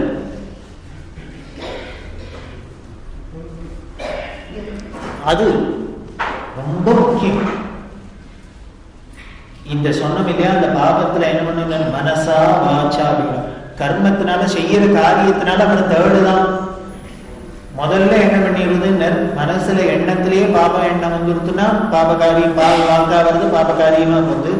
எண்ணமே நல்ல எண்ணமா வரணும், நல்ல வாக்கா வரணும், நல்ல காரியமா இருக்கணும்னா என்ன பண்ணுங்க, அதுக்குத்தான் இந்த நாமஸ்மரணைங்கிறது. அந்த மனசுலயே நல்ல எண்ணம் வரத்துக்குத்தான், அந்த வாக்குல நல்ல வாக்கா வரத்துக்குத்தான் இந்த நாமாங்கிற ஒரு பெரிய மருந்து, சாதனம். நாம வரதே சாதனாகி நாம கேதான் ஊட்டா ஊட்டி, அதை தவிர வேற சாதனம் இல்லை அப்படின்னு சொல்லு. அதுக்குத்தான் நமக்கு அனுஷ்டானங்கள்ல இந்த பகவன் நாமாவை திருப்பி திருப்பி திருப்பி திருப்பி சொல்றது. இது சொல்றது எளிமையாகவும் இருக்கு, இனிமையாகவும் இருக்கு. இதை வெறுமனை சொன்னோம்னா நமக்கு கொஞ்சம் போர் அடிச்சதுன்னா என்ன பண்றதுங்கிறதுக்காக நமக்கு மகான்கள்லாம் என்ன பண்ணா அதை ஒரு சங்கீர்த்தனமா சேர்த்தா, சங்கீதத்தோட சேர்த்து நாமாவையும் சங்கீதத்தையும் ஒன்னா சேர்த்து நாம சங்கீர்த்தனம்னா. இதை ஒன்றும் ஆனந்தமா இருக்கேன். எத்தனை வேணா சொல்லலாம், எவ்வளவு நேரம் வேணா சொல்லலாம், எப்படி வேணா சொல்லலாம், யாரு வேணா சொல்லலாம். இதுக்கு ஒன்றும் அழுக்க மாட்டேங்கிறது, செலுக்க மாட்டேங்கிறது. இதுக்கு என்ன பண்ணான்னா நமது மூதாதையர்கள் இதுக்கு ஒரு எக்ஸ்ட்ராவா ஒரு போனஸ் வேற கொடுத்தார். என்னென்ன, நாமாவை சொன்னீங்கன்னா சுண்டல் உண்டு. வெறுமனே டாக்டர் சொல்ற புரோட்டீன் ஏறும், அதை பண்ணு இதை பண்ணணும், தினம் ஒரு சுண்டலை கொள்ள வெள்ளையும் வேக வச்சுன்னு திங்காத. அதுக்கு அழகா ஒரு நாமாவை சொல்லிட்டு ஒரு பஜனையா பண்ணிட்டு நைவேத்தியத்தை பண்ணிட்டு பிரசாதமா சாப்பிட்டாக்க புரோட்டீன் ஏறுறது, புண்ணியத்துக்கு புண்ணியமும் ஏறுறது. இந்த நாமாவுக்கு நாமாவை சொல்லி நைவேத்தியம் பண்ணிட்டு சாப்பிட்டோம்னா புரோட்டீன் ஏறணுங்கிற வாழ்க்கை ஏறும், இறங்கணுங்கிற வாழ்க்கை இறங்கும். டாக்டர் சொல்றதை கேட்டுன்னா ஏறணும்னா ஏறும், இறங்கணும்னா இறங்கும், அவ்வளவுதான். இங்க பிரசாதமா இருந்ததுன்னா என்ன வேணாலும் பண்ணுவோம், ஏற்றணும்னாலும் ஏற்றும், இறக்கணும்னாலும் இறக்கும். அதுதான் முக்கியம். அதனால இந்த நாமாவை சொல்ல சுலபமா பண்ணிவிடலாம் அப்படின்னு சொல்றது. அதுக்கு பெரியவா சொல்ல, இந்த நாமாங்கிறது நமக்கு நாமாவை சொல்றது இந்த இது சுலபமான வழிபாட்டுல ரொம்ப சுலபமான எளிமையான வழிபாடா இருக்கு. இனிமே பூஜை பண்ணணும்னா அதுக்கு ஏகப்பட்ட சாமான்கள்லாம் வேண்டிருக்கு, எல்லாம் பண்ண வேண்டிருக்கு. இதுக்கு அதெல்லாம் கூட வேண்டாம்னு தோன்றது. வெறும் நாக்கு இருந்தா வரும், நாமா இருந்தா வரும் அப்படின்னு. அதுக்கு என்ன நாமாவும் இருக்கு, நாக்கு தான் ரெடி இருக்கு. ஒவ்வொரு கிராமத்திலையும் பார்த்தேன்னா பஜனமடம்ங்கிறது இல்லாத கிராமமே கிடையாது. நமது தேசத்துல விட எடுத்து பார்ப்போம், எஸ்பெஷலி தமிழ்நாட்டில் எடுத்து பார்ப்போம். எல்லா இடத்துலையுமே இருக்கு, தேசம் முழுக்க. இருந்தாலும் ஒவ்வொரு கிராமத்திலும் ஒரு பஜனை மடம் தெரியவாங்க. ரொம்ப வருத்தப்பட்டு சொல்லலாம், எப்படி கிராமத்தில் உள்ள கோவில்லாம் சிதிலமாயி கவனிப்பாளர்கள் கிடக்கோ அத மாதிரி இந்த பஜனை மடம் இல்லாமல் போயிடுத்து. என்ன ஒரு பரம்பரையா 100 வருஷமா பஜனை நடந்தனுக்கு, 200 வருஷமா பஜனை நடந்தனுக்கு, இப்படி இல்லாம சொல்லி பெருமை பண்றாப்புல கிராமத்தெல்லாம்.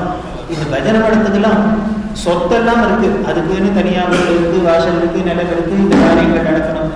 அது ஒரு சனிக்கிழமையில பஜனை நடக்கிறது, ஒரு ஏகாதசியில பஜனை பண்றது, என்னெல்லாமோ ஒரு சம்பிரதாயத்தெல்லாம் வச்சிருக்காங்க. அதுக்கப்புறம் இதை ரொம்ப அழகுபடுத்தி மருதானல்லூர் சத்குரு சுவாமிகள் தான் இதை நாம சங்கீர்த்தனமா பண்ணி, அதுக்கப்புறம் அதுல ஒரு உற்சவம், கோலாகலம், ராதா கல்யாணம், சீதா கல்யாணம், பொன்னோத்சவம் வசந்தகளி அப்படின்னா வரிசையா அதை டெவலப் பண்ணி இது ஏதோ வரல ராமாராமாராமான மாலையை விட்டுறதுங்கிறது இல்லாத இதை ஒரு பெரிய கோலாகலமா நமக்கு ஒரு கொண்டாட்டமா பண்றாங்க பண்ணி வச்சா அதுக்குன்னு மடத்துல எல்லாம் பார்த்தீங்கன்னா எல்லா கிராமத்திலையும் இருக்கு.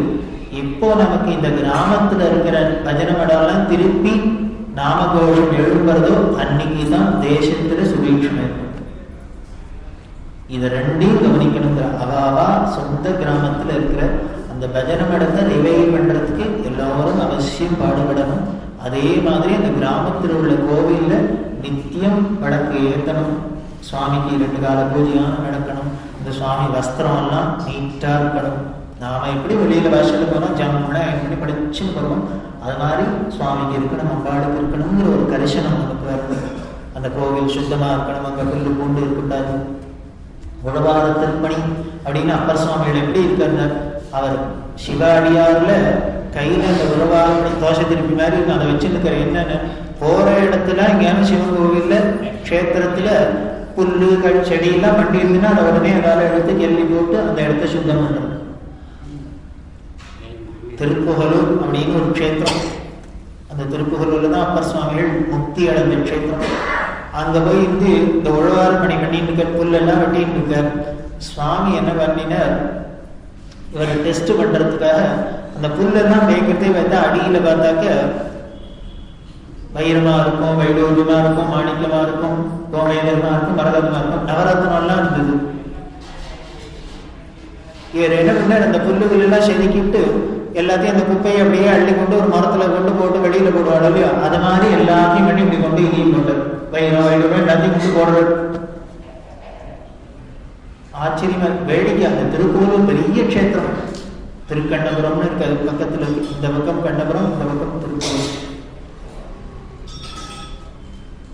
அந்த திருப்புகலூர்ல இப்படி அப்பருக்கு என்ன பண்ணார், இப்படி வைரம் வைடூரம் நவரத்னமா பூமிக்கு அடியிலேருந்து தோண்ட தோண்ட வராமல் பண்ணினார். அவர் என்ன பண்ணார், அது குப்பை மாதிரி சத்த மாதிரி தூக்கி கொண்டு எல்லாத்தையும் வழியில கொட்டிவிட்டார். இதே இந்த பக்தர்ல இன்னொருத்தரான சுந்தரமூர்த்தி சுவாமிகள் வந்தார். அவர் இந்த ஊருக்கு வந்திருக்கிறது என்ன பண்ணார், அவருக்கு எந்த ஊருக்கு போனாலும் முதல்ல கேட்கறது காசு வாங்கணும். நம்ம செட்டு அவர் மகாபாபம், நம்ம செட்டுன்னு அவரை நம்மளோட அவரை சேர்த்துட்டார். அவர் கேட்டதான நாம கேட்கறது நமக்காக, அவர் கேட்டது ஈஸ்வரனுக்காக. பேருக்கு பிரம்மனிஷ்டர் நம்ம பிரம்மஞானி தெரியும். அங்க போய் என்ன பண்ண சுவாமிகிட்ட அது பாரு தம்மையே புகழ் நிச்சயதேசனும் சார்பிலும் தொண்டர் தரீல பொய்மையாடரை பாடாதே எந்தை புகழூர் பாடுமின் புலவீர்கள் இம்மையே தரும் சோறும் கூரையும் ஏற்கலாம் இடர் கிடனுமா அம்மையே சிவலோகமாழ்வதற்கு யாரும் ஏறவில்லை அப்படிங்கிற. நீங்க ஏன் எல்லாருக்கும் உங்களுக்கெல்லாம் காசு பணம் வேணுமா, எதுக்கு ஊர்ல இருக்கிறவெல்லாம் போய் பாடிட்டு இருக்கேன், எங்க ஊர்ல திருப்பூர்ல இருக்கிற சுவாமி வந்து பாடணும் அப்படிங்கிற. இவனை பாடினேன்னா என்னென்ன, இம்மையே சரும் தரும் சோறும் கூரையும் ஏற்கனும் இடம். உங்களுக்கு வீடு வேணுமா, வாசல் வேணுமா, அது வேணுமா, இது வேணுமா, எல்லாம் கொடுப்பேன். இது எல்லாத்துக்கும் மேல கடைசியில என்ன பண்ணணும், சிவலோகம் ஆழ்வதற்கு யாரும் இல்லை. எல்லாத்துக்கும் மேல சிவலோகத்திலையும் நீ போய் எங்க அரசாட்சி பண்றதுக்கு ஒரு இடத்துல இல்லாத போயிடுவான், என் பேர் ராஜாவா இருக்கலாம் அப்படின்னு. இப்படி பாடிட்டு என்ன பண்ணின, திருவாரூர்ல உற்சவம், அதுக்கு அன்னதானம் பண்ணுங்கிறதுக்காக காசு வேணுங்கிறதுக்காக இங்க வந்து பார்த்தார், கிடைக்கல. அதனால இது வருத்தப்பட்டு பரமேஸ்வரா நீ தொடக்கத்தே நான் யாரை போய் கேட்கணும் அப்படின்னு என்ன பண்ணார், அங்க கோவில்ல திருப்பணி நடந்தது. அந்த செங்கல்லாம் வாசல் அடிக்கிறது, அந்த ஒரு 10 செங்கல் எடுத்து 4 செங்கல்ல தலைக்கு எடுத்து வச்சுன்னு படுத்துன்னு தூங்கி போயிட்டார்.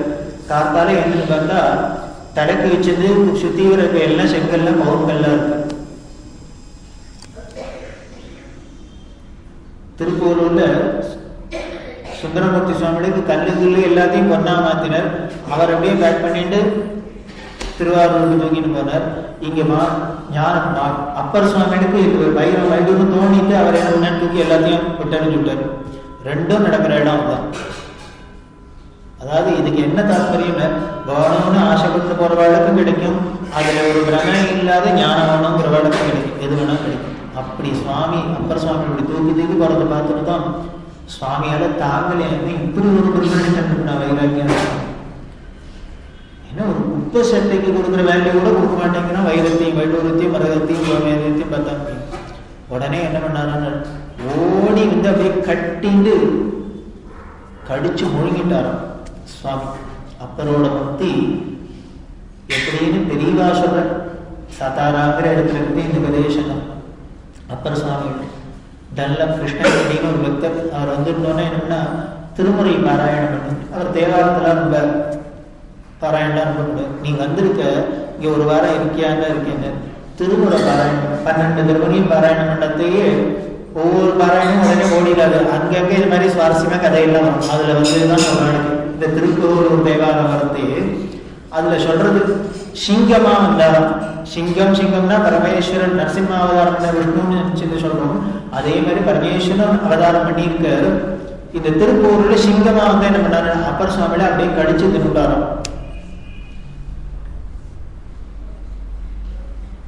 அப்பர் சுவாமியில எப்படி முக்தி அடைஞ்சார் உனக்கு தெரியுமோ அப்படின்னு இந்த கதையை கேட்டா அதுல சொல்றது அப்படியே இந்த திருப்பூர்ல இருந்திருந்தார் அப்படியே ஜோதியோட ஜோதியா ஐக்கியமாயிட்டான்னு சொல்றா அப்படின்னு அப்படிதான் சொல்றா. ஆனா எப்படி திரும்ப ஐக்கியமானார்? இப்படிதான் ஆனார். இவரோட அந்த ஞான வைராகியத்தை பார்த்துட்டு பரமேஸ்வரன் ரொம்ப ஆசையா இருக்கு. அப்படியே நமக்கு ரொம்ப பிடிச்சவாடா அப்படியே உன்னை கடிச்சு சாப்பிடலாம் போல இருக்கு அப்படிங்கிற மாதிரி அப்படி இருந்துதான் ஞானப்பழமான இந்த அப்பர பாகம்னு பரமேஸ்வரனுக்கு. அதனால என்ன பண்ணாருன்னா நேரம் வந்தா மனுஷனா வந்தா கடிச்சு சாப்பிட முடியாதுன்னு சிங்கமான கொண்டாராம். சிங்கமானது அப்படியே கம்மினானா முழுங்குற ஒரு சிங்கம் வந்து ஆளை கடிச்சுன்னா என்ன பண்ணும், வலிக்கும் இல்லையோ. அப்பர் சுவாமியின் திமிரல காரணம் என்னன்னா வந்திருக்கிறோம் யாருன்னு அவருக்கு தெரியும். ஆனா சிங்கமோ கடிக்கிறது வலிக்கிறது. என்ன சொன்னா அப்பனே வலிக்கிறது எனக்கு முழுங்குறதுதான் முழுங்குறது, கொஞ்சம் முள்ள முழுங்க விடாதா, வலிக்காத முழுங்க விடாதா அப்படிங்கிறதுனால வலி தாங்காத அப்பனே எனக்கு வலிக்கிறதே. அதுக்கு சுவாமி சொன்னாரா அப்பரே எனக்கு இனிக்கிறதே நான் என்ன பண்ணுவேன். தெரியவா சொல்லி கேட்கணுங்க. நேருக்குனே அப்படியே வெடிவால போட்டு காமிச்சாரு. அது பெரியவா அந்த பரமேஸ்வரனோட வார்த்தையை சொல்லிட்டு சொன்னவர் இவர் தானே. அவர் சொன்னார் பரமேஸ்வரன் அப்பரே வலிக்கிறதேன்னு அவர் வேதனையில சொன்னா, இவர் சொல்றார் அப்பரே எனக்கு இனிக்கிறதே நான் என்ன பண்ணுவேன். எனக்கு ஸ்வீட்டா இருக்கு, எப்பேற்பட்ட ஸ்வீட்டுன்னு அந்த நாமாவை சொல்லி சொல்லி சொல்லி சொல்லி சொல்லி இந்த பாஞ்ச பௌதீகமான இந்த சரீரம் கூட மாதுரியமா எடுத்து. அப்படி யாருக்கு மதுரமா இருந்ததுன்னு ஒண்ணுத்துக்கு ஆசையே படாத பரமேஸ்வரன் கூட இதை கடிச்சா போல இருக்குங்கிறப்பல இருந்துட்டான். அந்த அளவுக்கு அந்த நாம மகிமை உடம்புல நாடி நரம்பெல்லாம் ஏறி நாமாவை சொன்னா எதுக்கு சொன்னோம்னா அப்படி சொல்லணும். பேசாத நாளெல்லாம் பிறவா நாளை அப்படின்லாம் சொன்னார். அப்படின்னா ஆயுசு முழுக்கலும் சொல்லி இருக்க இந்த நாமாலேயே பூமினவரோட வெளியில பௌதீகமான சரீரம் கூட எப்படி இருக்குன்னு அப்படி ஆனந்தமயமா இருக்கு. ஈஸ்வரனே எடுத்து மூழ்கிட்டா தேவையில்லைன்னு ஆனந்த பிரகாரத்துல இருக்கு அப்படின்னு சொல்லப்படும். நாமாவை சொன்னா அப்படி சொல்லணும். சொல்லி சொல்லி சொல்லி அந்த உடம்பு முழுக்கலும் அந்த மதுரம் இனிமை பரவணும். அதான் பெரியவா சொல்ல அதுக்கு ஒரு பிரயோஜனமா இருந்துதான் இந்த கிராமத்தில் உள்ள பஜனை படம்ங்கிறதுலாம். பாரதிவாடன் அதை என்ன பண்ணா உடையாளர் கல்யாணம் முதலான பாகவதெல்லாம் ஒரு நாளைக்கு சொன்னோம். நீங்களாம் எல்லா இடத்துலையும் போய் பஜனை பண்றீர்கள். ஆனா எல்லா பாகவதாலும் ஒரு இடம் வச்சுக்கோ, மாசத்துல ஒரு நாளானும் இந்த கிராமத்துல உள்ள பஜனை மடத்தெல்லாம் போய் பஜனை பண்றது. இந்த சவால பண்றது அந்த சவால பண்ணா போறாது. கிராமத்துக்கு கிராமம் போய் எல்லா பஜனை மடத்தையும் திருப்பி ரிவைவ் பண்ணும். எல்லாம் கோடு இல்லாத உத்தரம் இல்லாத அந்த நமக்காக தொங்கின்னு இருக்கு. கோதண்டராம சர்மான்னு ஒரு பக்தர், அவர்கிட்ட சொன்னா நீ கிராமமா போய் எத்தனை பஜனை மடம் இருக்கு, எத்தனை கிராமத்துல இருக்கு, அதுக்கு என்னென்ன ப்ராப்பர்ட்டி எல்லாம் இருக்குங்கிற டீட்டெயில்ஸ் எல்லாம் எடுத்துட்டு வந்து இதெல்லாம் எல்லாத்தையும் திருப்பி ரிவைவ் பண்ணா தேவை. அங்கெல்லாம் ஒரு ஜாலராசத்தை கொண்டே இருக்கணும், நாமகோஷம் இருந்துட்டே இருக்கணும். இதை பண்ணினாலே இப்படி ஒரு ஆப்பர்ச்சுனிட்டி, இப்படி ஒரு பக்தி பாவம் நாம பிரபாவம் அங்க பரவித்துனா அதுக்கப்புறம் வாயா அந்தன போறா, இங்க போறா, அங்க போறா, கெட்ட வழியில போறா. அவசியம் இந்த கிராமங்கள்லாம் ரிவைவ் பண்ணணும்னா அந்த கோவில்ல பூஜை நடக்கணும்.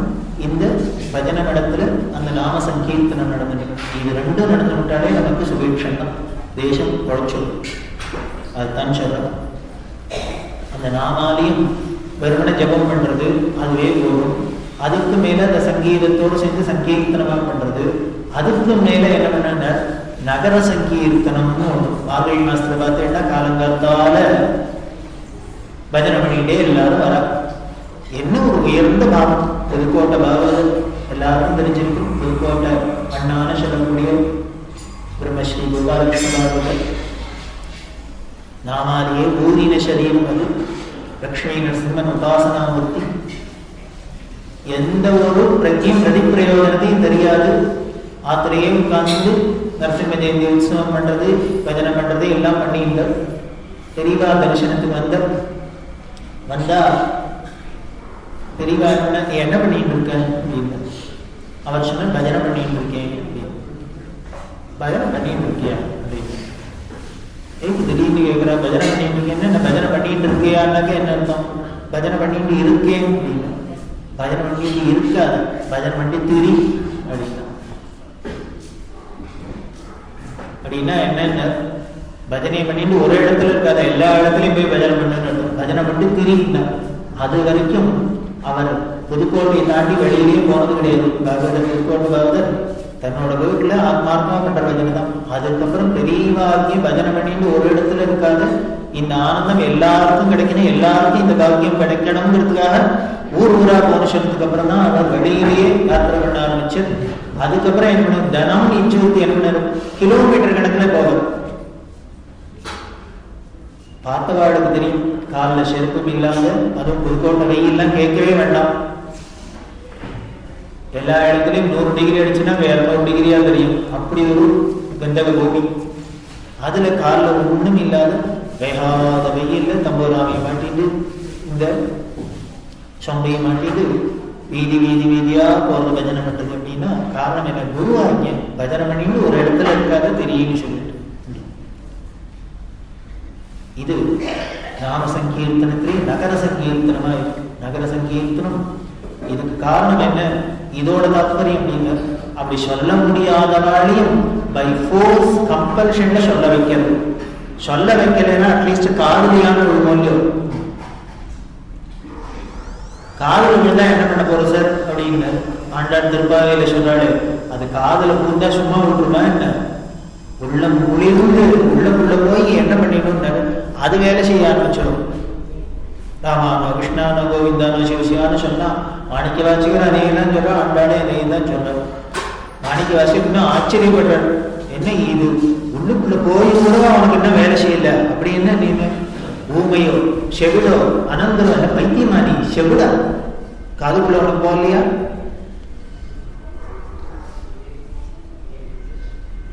அப்படின்னா என்ன ஒரு பரோபகாரம் இருக்கணும்.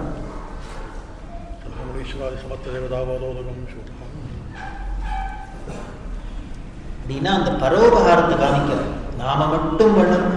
இந்த மதத்தோட பேசிக்கா பார்த்தீங்கன்னா இதுல எல்லாமே தனி மனுஷால அடிப்படையா வச்சுதான் இந்த மதத்துல இருக்கு. இந்து மதத்துல பார்த்தீங்கன்னா இண்டிவிஜுவலாவே இருக்கும், அவளை தனி மனுஷால ஓரியன்டாவே இருக்கிறாப்புல இருக்கும்.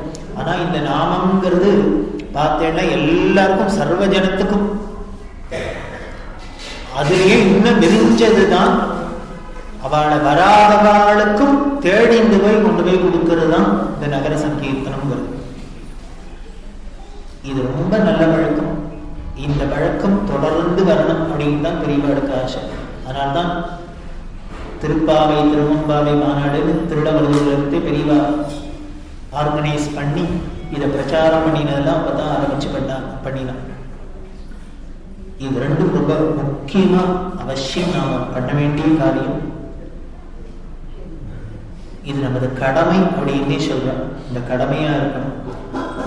அந்த நாமங்கிறது வெறும் சாட்சாத் பகவானோட ஸ்வரூபமாகவே இருக்கிறதுனால அதை நாம அனுசந்தானம் பண்ண பண்ண பண்ண பண்ண பண்ண பண்ண நமக்கு சித்த சுத்தி ஏற்படுது அப்படின்னு சொல்லிட்டு பெரியவா இன்னொன்னு சொல்றா. இது ஏதோ பலர் சேர்ந்து பண்ற பஜனை ஒரு புறம் இருக்கட்டும், ஒவ்வொரு குடும்பத்திலையும் உள்ள எல்லாரும் சாயந்திர வேளையில வீட்டுல விளக்கு வச்சோன்னு ஒரு 10 நிமிஷமான பகவான் நாமாவை சொல்லணுங்கிற. சாயந்தரம் விளக்கு வச்ச உடனே சுவாமி உள்ள உட்கார்ந்துட்டு, சுவாமி உள்ளே இல்லை அப்படின்னாக்க ஏதோ ஒரு சுவாமி படத்தை வச்சுக்கிறது, இல்லையா ஒரு தீபத்தை ஏற்றி வச்சுக்கிட்டு வச்சுட்டு தெரிஞ்ச ஒரு நாமாக்களை, ராமா கிருஷ்ணா கோவிந்தா சம்போமா, ஏதோ என்ன நாமா தெரியுமோ அதை எல்லாரும் அவாவா ஆத்துக்குள்ளேயே இருக்கிறவா, ஆத்துல 2 பேர் இருக்கும் 4 பேர் இருக்கும் அப்படின்னா உட்காந்து இந்த நாமாவை ஒரு 10 நிமிஷமான நாம சங்கீர்த்தனம் பண்ணணும்னு விரிவா சொல்றான். அவசியமா பண்ணணும் அப்படிங்கிறான். அதுக்கு சொல்ற, எனக்கு ராகம் தெரியாது, தாளம் தெரியாது, ஒன்றும் தெரிய வேண்டாம், என்ன தெரியும், நாமாவுக்கு தெரியுமோ இல்லையோ, சொல்லிட்டே தெரிஞ்ச ராகத்துல தெரிஞ்ச தாளத்துல சொல்லிட்டே வந்துட்டு இப்படி போக போக போக நமக்கு எதுலையுமே ஒரு ருச்சி வந்துடுதுன்னா அதுக்கப்புறம் அதை எப்படி டெவலப் பண்ணிக்கிறது இல்லை. ஆனா ஒண்ணும் இதெல்லாம் தெரிஞ்சு கொடுத்துனா என்ன ஆயிடுங்க, அப்புறம் எந்த சபால சொல்லலாம்னு தான் தோணும். மியூசிக் அகாடமிக்கு போவோமா, அங்க போவோமா, இங்க போவோம்னா அதுலதான் விவகாரம் போயிடும். இப்படி ஒண்ணும் தெரியாத இருக்கிறதே என்னங்க பரமக்ஷேமம். நாம என்ன ஒண்ணும் தெரியாதன்னா பெறுதல் நினைச்சிருக்கோம். எவ்வளவு தெரியாதப்போ அவ்வளவு நல்லது. பெரியவா சுக்குவார் சத்தம் இடத்துல இருந்தார், பெரிய எழுத்தாளர், இந்த தெய்வத்தின் குரல்லாம் தொகுத்தவர், ரொம்ப தபஸ்வி, ரொம்ப நைஷ்டிக பிரம்மச்சாரி, அப்படி ஒரு தபஸ்வி ராகணபதி அண்ணா பேர் தான். போனா ராத்திரி ஒரு 7:30 மணி 8 மணி இருக்கும். யாரோ ஒரு பையன் பாடின்னு இருக்கான், பெரியவா ஒரு கழுத்துல ரோஜா மாலை பண்ண ஆனந்தமா கேட்டுன்னு இருக்கான். கேட்கிறான்னா எப்படி கேட்கிறான்னு, இவாள்லாம் வந்ததை கூட கவனிக்காத கண்ண மூடின்னு அப்படியே இன்னும் பிரம்மானந்தத்துல லயிச்சு இருக்கா பெரியவா. இதை பார்த்த கணபதிக்கு ஷாக்கா இருந்தது. காரணம் என்னன்னு, அந்த பாடுறவர் இனிமே இதுக்கு மேல கண்ண கொடூரமா பாட முடியாது. பாடின்னு இருக்க என்ன பாட்டுன்னு, விநாயகுனி வலனும் ரோவை தியாக பிரம்ம கீர்த்தன மத்தியமாவதியில எம்எஸ்எல்லாம் படியிருக்கா. விநாயகுனி வலனும் ரோவை காஞ்சிபுரத்துக்கு தியாக பிரம்ம மரத்தை அம்பாளை பார்த்து பாடினோம். இந்த பாட்டை அவர் பாடுற, கணபதி சொல்லர் பாடல்ல கொலை பண்ணிட்டு இருக்கார். அதுக்கு கணபதியோட எழுத்துக்கு தான் கேட்பானே, சொல்ல சொன்ன கொலைன்னா வெறும் கொலை இல்லை, 3 கொலை. மர்டர்ல பெரிய என்ன, முதல்ல சங்கீத கொலை, சாகித்ய கொலை, பாஷை கொலை. அது தெலுங்கு பாஷையா என்னென்ன புரியாத ஒரு பாஷையில, வினோத பாஷையில பாரு. தெலுங்கு தெரியல அதனால தெலுங்கு கொலை, சங்கீதம் தெரியல சங்கீத கொலை, சாகித்யம் குடிபடல அதனால சாகித்ய கொலை. அதனால 3 கொலை சேர்ந்து அட் அ டைம் பண்ணிட்டு இருக்கார். இவர் என்னடான்னா அப்படியே ஆனந்தமா பார்த்துன்னு என்னமோ எம்எஸ் சுந்தரேஷன் பாடுறாப்புல கேட்டுட்டு இருக்கார். இது ஆச்சரியமா இருந்தது, வேடிக்கையா இருந்தது. ஒரு வழியா முடிச்சோன்ன நிமிந்து பார்த்தா பெரியவா, எழுத்தாளர் எப்ப வந்தார், அப்பவே கொலை ஆரம்பிக்கிறதையே வந்துட்டேன், கத்தியை தூக்கிறதையே வந்தாச்சு.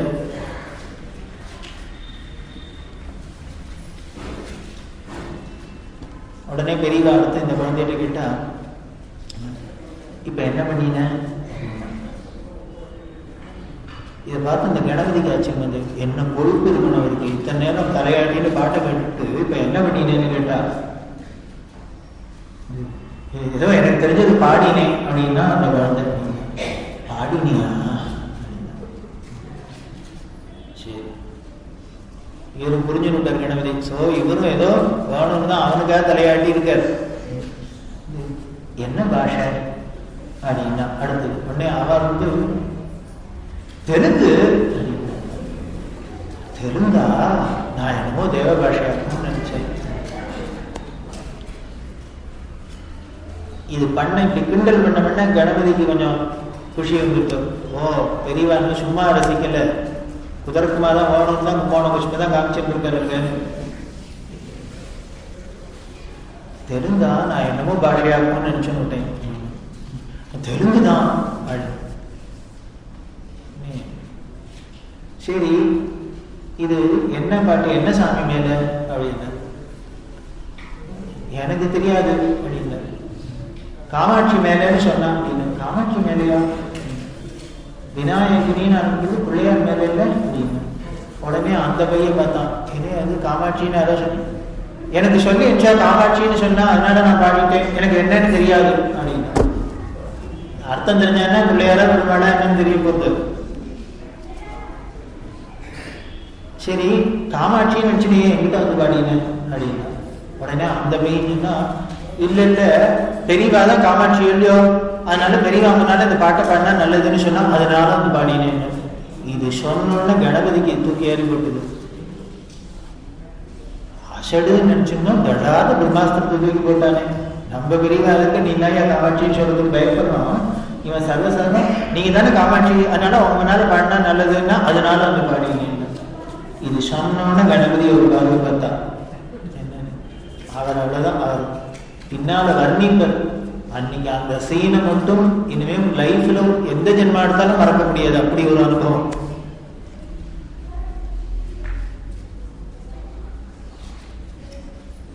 அப்படியா, நான் தான் காமாட்சியா என்ன சொல்லிட்டு இவர்கிட்ட தாவினா, நீ தான் ரைட்டராச்சே, நீ சொல்லு. ஏன் காமாட்சின்னு பார்த்து காமாட்சின்னு ஆரம்பிக்காத பிள்ளையார் மேலே ஏன் ஆரம்பிச்சார் ஐயர்வாள்? உனக்கு ஏதாவது இதுக்கு அர்த்தம் தெரியுமா அப்படின்னு. வீரபத்திர என்னடா அவனை விட்டு நம்மளை போய் பிடிக்கிறார். அது அம்பாளுக்கு பிள்ளையார்னா ரொம்ப பிடிக்கும். ஆச்சாரியால் கூட இந்த உக்ரமா இருந்த அம்பாளை தரிக்கிறதுக்காக திருவானைக்காவல்ல பெரிய கணபதியை தான் இத்தாப்புல பிரதிஷ்டை பண்ணியிருக்கு. அதனால இந்த பிள்ளையார பார்த்துட்டே இருந்தா இந்த பார்த்த ஆனந்தத்துல அம்பாள் உக்ரகலையெல்லாம் சமணம் ஆயிடும்னு இவர் இப்படி பிள்ளையார்னு ஆரம்பிச்சிருக்கலாம் அப்படின்னு. அப்படி ஆரம்பிச்சார் அப்படின்னு. உடனே இவர் பார்த்தார், இது அப்படியா ஆரம்பிச்சாருன்னு கேட்கறதே இதுல உள்ள கொடி இருக்குன்னு தெரியுமே. பெரியவா சொல்ல, நீ எழுத்தாளரோ இல்லையோ, இங்க காஞ்சிபுரத்துலேருந்து திருவானைக்காவலுக்கு தாவலா தாவரம் குதிரை. காஞ்சிபுரத்துல காமாட்சி ஏன் பிள்ளையார ஆரம்பிச்சான்னா, திருவானைக்காவல அகிலாண்டேஸ்வரத்துக்கு முன்னாடி பிள்ளையார பிரஷ்டை பண்ணான்னா, இன்னும் தேவ பிரம்மத்துக்கு காமாட்சியை பார்த்தோம்னா ஆச்சாரியர்கள் திருவானைக்காவல பிரஷ்டை பண்ணதா ஞாபகம் வரும், காஞ்சிபுரம் ஞாபகம் வராது. உடனே என்னமோ தெரியல, நீ எழுத்தாளரோலையோ ரைட்டரோலையோ உன்னோட கற்பனை குதிரை இங்கேருந்து காஞ்சிபுரத்துலேருந்து ஒரே பாய்ச்சல திருவானைக்காவலுக்கு பாயிருது. இப்படிதான் மாட்டிக்கிட்டாது. அங்க போய் என்ன பண்ணோம்னா பாய மூடின்னு இருந்தா விஷாதம் இருக்கும். கணபதி சொல்லுவார், சரி இதை வந்து 7வது இடமா மாட்டி விடக்கூடாதுன்னு வாய மூடின்னு இருக்கலாம்னாலும் அதுக்கு என்ன பண்ண, அதுவும் படிக்காதாங்க. அப்படியா, நீ வாய மூடிருந்தேன்னா நானும் வாய மூடிருக்கேன்னு விஷாதம் இருந்துருவார். காலை வரனாலும் வருவார், கையை வரனாலும் வர, என்ன வேணாலும். உடனே இவர் சொன்ன, தெரியல எனக்கு தெரிஞ்சே நான் சொன்னேன், பெரியவா சொன்னா கேட்டுக்கிறேன். ஐயர்வாள் எதுக்காக பிடிக்க பிள்ளை பண்ணி ஆரம்பிச்சா நான் என்ன கண்டேன், வேணா கேட்டுக்கிறேன். இந்த க்ஷேத்திரத்துக்கு பேர் துண்டீர க்ஷேத்திரம்னு கேள்விப்பட்டிருக்கோம். காஞ்சிபுரத்துக்கு பேர் துண்டீர க்ஷேத்திரம்னு பேரு. அது தமிழ்ல தொண்டை மண்டலம் தான். தொண்டீரங்கிற ஒரு ராஜா, ஆகாச பூபதி அப்படின்னு அது காமாட்சி விலாசத்துல அந்த க்ஷேத்திர மகாத்மியத்துல வந்து ஆகாச பூபதினு ஒரு ராஜா. அந்த தம்பதிகளுக்கு வாரசு இல்லாத குழந்தை இல்லாத இருந்தது. காமாட்சிட்ட பரமபக்தாவா. தினம் என்ன பண்ணுவான்னு இந்த அம்மா ராணி மகாராணி என்ன பண்ணுவோம், தனக்கு புத்திர பாக்கியம் அனுங்கிறதுக்காக அம்பாள் ஸ்வரூபமா நினைச்சிட்டு தனம் 1000 சுவாசிகளை உட்காத்தி வச்சு அவளுக்கு சுமங்கலி பிரார்த்தனை நித்தியம். எதுக்காக தனம் பண்ணியிருந்தாங்க, இப்படி தனமும் காத்திச்சோம்னா என்னைக்கான ஒரு நாளைக்கு காமாட்சி அதுல ஒத்தியா வந்துவிடலாம். வந்துட்டாக தனக்கு அனுகிரகம் ஆயிடும். அவ வயத்துல நம்மளோட ஆகாரத்துல ஒரு மணி அரிசி உள்ளுக்குள்ள போயிடுத்துனா நமக்கு நம்ம வயத்துல மணி வயது நிறைஞ்சிடும் அப்படின்னு நமக்கு ஒரு நம்பிக்கை. அதுக்காக தனம் பண்ணியிருந்தாலும் அப்படி பண்ணியிருந்தது. நிஜமாவே அவளோட வரம் பலிச்சது, பக்தி பலிச்சது. ஒரு நாளைக்கு அம்பாள் என்ன பண்ணாங்க, ஒரு கழ சுமங்கலி ரூபத்துல வந்து உட்கார்ந்துட்டு அங்க சாப்பிட்டா. இந்த ராணியே வந்து எல்லாருக்கும் பரமாறுவிடும். அதுல பரமாறுத்தே மோதகம் குழக்கட்டை பண்ணி போட்டிருக்கா. அன்னைக்கு இந்த குழக்கட்டையில என்ன எடுத்து குழக்கட்டை பண்றதுலேருந்து இதுல இருந்துதான் தெரியுது, ராணின்னு ஏதோ உள்ளுக்குள்ள உட்காந்துட்டு சமயக்காரர்கிட்ட குழக்கட்டை பண்ண ஆயிரம்னு சொல்லிட்டு அவ உட்காந்து இருக்கல, இவளே வந்து பண்ணியிருக்கான்னு தெரியுது. அப்படி பண்றதே இவளோட வெளிமோதலத்தில் இருந்த முத்து அந்த குழக்கட்டைக்குள்ள மாட்டி முத்து அவ வந்து அதுக்குள்ள போய் எடுத்து அந்த குழக்கட்டை, அந்த முத்து பதிச்ச குழக்கட்டை யாருக்கு வந்துருக்குன்னு இந்த அம்பாள் கிழவியா வந்து அவளுக்கு போய் இலையில விழுந்து சாப்பிட்டா. அவ்வளவுதான், அம்பாள் வயிற்றுல முத்து போனோன்னு இவ வயிற்றுல முத்து வந்துட்டு. அப்போ அம்பாள் சொன்னா, பிரீத்தி அடைஞ்சு கவலைப்படாத, உனக்கு என்ன குழந்தை, என்ன என் குழந்தையும் உனக்கு குழந்தையா வரும் அப்படின்ட்டா. ஆன் த ஸ்பாட் சாங்ஷன் பண்ணிட்டா. அப்படின்னா என் பிள்ளையாரே என் பிள்ளையே உனக்கு பிள்ளையா வருவாங்க. அப்படி வந்து இந்த ராணிக்கு பிறந்ததுதான் துண்டீர மகாராஜா அப்படின்னு பேரு. மகாகணபதியோட அம்சமே இன்னைக்கு காஞ்சிபுரத்துல போனீங்கன்னா காமாட்சி கோவில்ல அந்த காயத்ரி மண்டபம் இருக்கு. உற்சவ காமாட்சிக்கு நேர துண்டீர மகாராஜா சன்னதின்னு இருக்கு. அங்க போனா ஒரு சம்பிரதாயம் மௌனமா போகும். அது வரைக்கும் கதை பேசிட்டு போனா கூட அந்த இடத்துல ஒண்ணும் பேசக்கூடாது. காரணம் என்னென்ன, ராஜா எப்போதும் காமாட்சி தியானத்திலேயே இருக்கார் துண்டீர மகாராஜா. அதனால அவரை டிஸ்டர்ப் பண்ணக்கூடாது. அப்படி துண்டீர மகாராஜா வந்து அதுக்கப்புறம் தொண்டை மண்டலம் இருந்தது. இந்த கதையெல்லாம் சொன்ன தெரியுமா? அதனால இந்த க்ஷேத்திரமே மகாகணபதி க்ஷேத்திரம் தெரியுமா? இவர் எழுத்தாளரோட ரசிச்ச ஃபர்ஸ்ட் கிளாஸ் வேல்யூ ரீசன். அதுக்கப்புறம் இன்னொன்று பார்த்தியோ, இந்த காஞ்சிபுரத்துல எந்த ஊர்லயும் எந்த கோயிலும் இல்லாத ஒரு வேடிக்கை, எல்லா கோயிலையும் சுவாமி இருப்பார், அம்பாள் இருப்பா, எல்லா பரிவாரமும் இருக்கும். ஆனா இந்த காஞ்சிபுரத்துல மட்டும் சுத்தி விட எல்லா கோவில்லையும் அம்பாள் சன்னதி கிடையாது. எந்த சிவன் கோவிலையும் அம்பாள் தனியா கிடையாது. கைலாசநாதரா இருக்கட்டும், அந்த நாதரா இருக்கட்டும், இந்த நாதர், எந்த சுவாமியா இருந்தாலும் அம்பாள் மட்டும் ஒரே ஒரு அம்பாள் தான், காமாட்சி தான். எந்த கோவில்ல போனாலும் காமாட்சி சமேத ஏகாம்பரேஸ்வரர், காமாட்சி சமேத கச்சபேஸ்வரர், காமாட்சி சமேத கைலாசநாதன், இப்படிதான் நாங்க. அதே மாதிரி இந்த காமாட்சி கோவிலையும் அம்பாளை தவிர வேற சுவாமி சன்னதி கிடையாது. சுவாமிகிட்ட அம்பாள் சன்னதி கிடையாது, இங்க அம்பாள்கிட்ட சுவாமி சன்னதி கிடையாது. இவளுக்கு மட்டும் தனி கோவில். அந்த கோவில்ல மட்டும் ஆனா வேற யாருக்கும், ஆண்டையானுக்கு கூட இடம் இல்லை, பிள்ளைக்கு மட்டும் இடம் உண்டு.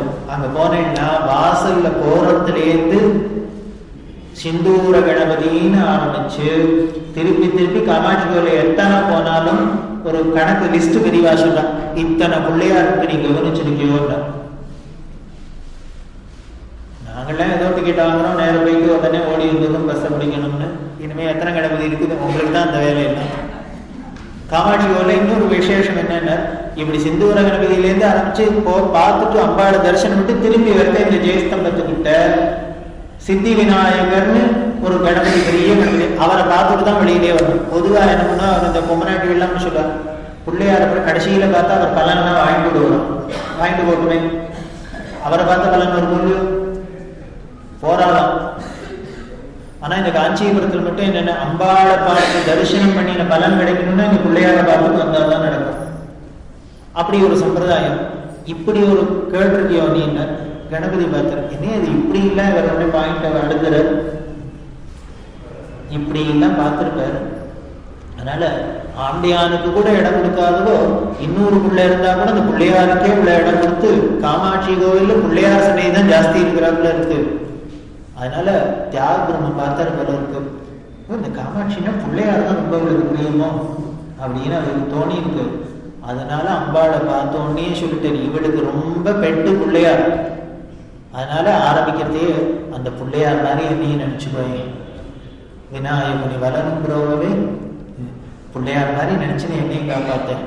நீங்க வினா வேறுக்குள்ள வரணும், உன்னை விட்டா வேற தெய்வம் யாருமா அப்படின்னு ஆரம்பிக்கிறார் ஐயர்கள். இவர் உடனே கணபதி சொல்லு, அன்னைக்கு தியாக பிரம்மம் உள்ளுக்குள்ள வந்தது, இந்த சிந்தூர கணபதியிலேருந்து பார்த்துட்டு வந்தது, அவர் மனோபாவம் எப்படி உள்ளுக்குள்ள ரீங்காரம் விட்டது, ஓடித்து கற்பனையில எப்படி வார்த்தையா வந்ததுங்கிறத இன்னும் நேர வீடியோல போட்டு காமிக்கிறார்கள், பெரியவா காமிச்சான். அப்படி சொல்லிட்டு சொல்றா, நீ எழுத்தாளர்ப்பா, நீ நினைக்கிறாங்களா எனக்கு நினைக்க தெரியாது, நான் ஏதோ எனக்கு தெரிஞ்சதை சொன்னேன், இது சரியா இருக்கும். கணபதி சொல்ல, தெரிஞ்சதை சொல்ல, பார்த்ததை சொல்றேன். நாங்கள்லாம் ரிசர்ச் பண்ணி ஏதோ கிடைச்ச எவிடன்ஸை வச்சுட்டு 4 3 7 இருக்கலாம்னு தான் சொல்லலாம். நீர் சொல்றது நடந்தது. இதுக்கு விநாயகனிவன் கணபதி சொல்லு, ஒரு 2 கட்டாம் பாட்டை எடுத்து அந்த பாட்டை கொலை பண்ணினா நமக்கெல்லாம் என்ன ஒரு விருப்பம், தியாக பிரம்மம் ஏன் விநாயகனி பாடினாங்கிறதுக்கு இப்படி ஒரு historical evidence PhD tissues submit பண்ணிட்டாரு. ஒரே குஷியா போச்சு. இந்த முதல்ல உள்ள நுழைஞ்சோன்னு இந்த பாட்டை கேட்டு இந்த துக்கத்துக்கு நேர் ஆப்போசிட்டா எடுத்துப்போம் சீனு.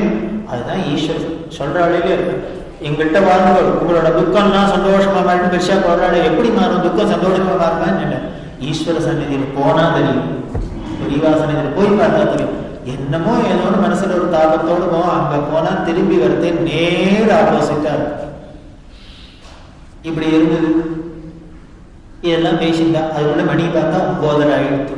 உடனே சொன்னா பாரு உன்னோட கதை பேசியிருந்ததுல உடனே சொன்னா இந்த பையனை உனக்கு தெரியுமோன்னு. தெரியாது. பார்த்தேன் இவன் இங்க வேலூர்ல இருக்கான், ஒரு ஹோட்டல்ல வேலை பார்த்துட்டு இருக்கான்.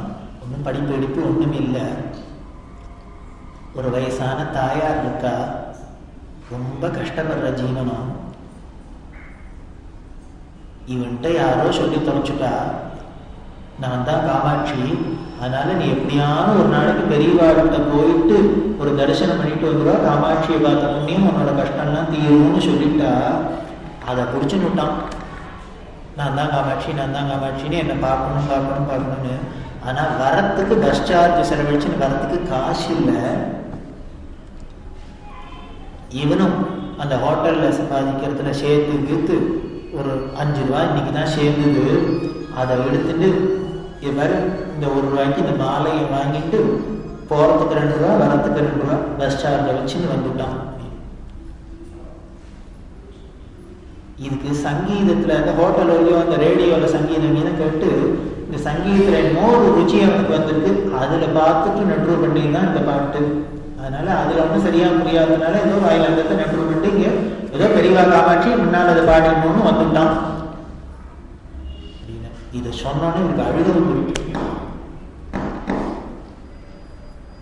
யாரு இந்த மாலையை தூக்கி தலையில வைக்கிறவர், அங்க வைக்கிறவர், இங்க வைக்கிறவர், இந்த மாலையை மட்டும் நிலமான மாதிரி கழுத்துல போட்டு அப்படியே உட்கார்ந்துட்டு கண்ணை மூடின்னு ரசிச்சதுக்கு காரணம் அவன் பாட்டு வேணா கொலையா இருக்கலாம், ஆனா அவன் பக்திக்கு ஈடுக்கு முன்னால ஒரு வயலும் ஒத்துன்னு நிற்க முடியாது. அப்படின்னா இடத்த பிடிச்சிட்டான் மனசுல பெரியவர்கிட்ட. இந்த மாலை அவன் போட்டதுதான் அடிதான். அதனால இந்த குழந்தை வந்து பாடுறது சொல்லிட்டு சரி உனக்கு நேரம் ஆயிடுறது, லாஸ்ட் பஸ் போயிடும், அதனால அங்க பூஜை வீட்டுல சந்திரமௌலீஸ்வரர் இருப்பாரு, அவர் போய் நமஸ்காரம் பண்ணுவா, பிரசாதம் தரேன், நீ வண்டி கிளம்பு அப்படின்னு. உடனே அவன் கிட்ட சந்திரமௌலீஸ்வரர் அவர் யாரு, இன்னொருத்தர் மொட்டை அடிச்சு உள்ள உட்காந்துன்னு அவன் நினைச்சு விட்டான். நீ பெரியவா கணபதியை பார்த்து சிரிச்சா. எதுக்கு சிரிச்சான்னு கணபதி சொல்ல அப்படின்னா அவன் என்ன ஒரு இன்னசென்டா இருக்கணும். படம் ஒண்ணு இல்ல சந்திரமௌலீஸ்வரன் ஒண்ணுமே தெரியல, ஏதோ பெரியவா காமாட்சி இது ஒண்ணுதான் தெரிஞ்சிருக்க பார்க்கணும். இதை தவிர வேறு பிரஜையே இல்லாத இருக்கு. இவர் கட்டி போடும்னா எப்படி கட்டி போடும், அந்த பக்தி தான் அப்படி கட்டி போட்டுருக்கு. அப்ப ராகம் இருந்தா என்ன, தாளம் இருந்தா என்ன, லாங்குவேஜ் இருந்தானே, என்னதான் வேணும் அந்த ஈஸ்வரனுக்கு முன்னாடி.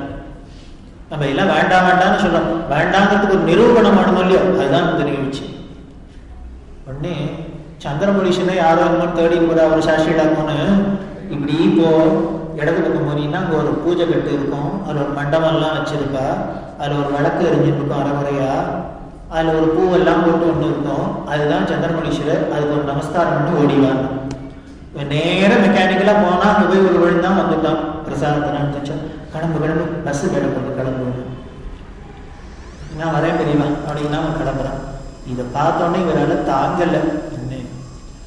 பெரியவாழ்கிட்ட ஒரு உத்தரவுனா நான் அந்த குழந்தைக்கு ஒரு ஒத்தாசம் அப்படின்னா என்ன பண்ண போற அவனுக்கு இல்ல, அவன் பஸ்ஸில் போக வேண்டாம், நான் வண்டியில தான் கார்ல வந்திருக்கேன், டிரைவர் வந்திருக்கான், இந்த பக்கத்துல வேலூர் தானே, நான் வேணா கொண்டு விட்டுட்டு வர சொல்றேன், நாங்க அப்புறம் போறோம்னு. உடனே வேண்டாண்டாப்பா அவன் ஒத்தனாலும் நல்லவனா இருக்கட்டாங்க. இந்த காரு மோரெல்லாம் காமிச்சு அவனையும் கொடுத்துடாத. உடனே அடுத்த இடத்துலேருந்து என்ன பண்ணுவோம், காரு கிடைச்சாதான் காஞ்சிபுரத்துக்கு வரேன். உடனே வந்தோடனே சங்கராச்சாரியரே எனக்கு திரும்பி போறதுக்கு வண்டி ஏற்பாடு பண்ணிடாமோ. அவன் ஒத்தனாலும் ஒன்றும் தெரியாது இருக்கட்டும். அப்ப சொல்றா பெரியவா, அவனுக்கு சங்கீதத்துல ஆசை இருக்கு. நான் நினைச்சேன்னா எந்த வித்வான்கிட்ட சொன்னீங்கனாலும் இந்த குழந்தைக்கு சொல்லிக் கொடுப்பா, டியூஷன் சொல்லிக் கொடுத்து இவனை தயார் பண்ணிவிடுவா. ஆனால் எனக்கு என்ன தெரியுமா தோன்றது, அது கூட இவன் தெரிஞ்சுக்க கூடாதுன்னு தோன்றதுடா. இப்படியே இருக்கட்டும்டா. கதறி தீர்த்துட்டு கணபதி இந்த நிகழ்ச்சி இன்னைக்கு சொன்னா கூட குலுங்கு குலுங்கு அப்படி எழுதும். அன்னைக்கு அந்த பெரியவா பொழிஞ்சிருக்கிற கருணைய அந்த பையன் மேல, அவன் உள்ளுக்குள்ள வரத்தையும் அவன் பாடுறத கேட்டு அவன் மேல வந்த கோபத்துக்கும் அதுக்கும் திரும்பி அவனை பார்த்தா அவனுக்கு கோவில் கட்டி நமஸ்காரம் பண்ணணும் போல இருந்தது. அப்படி தலைவர்களும் மாறிவிட்டு அவ சொன்னா, பெரியவா ஒன்றும் தெரிஞ்சுக்க வேண்டாம்டா, அது தெரிஞ்சு விட்டான்னா அப்புறம் விவகாரம் அதுல வேடும் புத்தி இப்படியே இருக்கட்டும்னு பார்க்குறேன், நீ போயிட்டு வாங்க.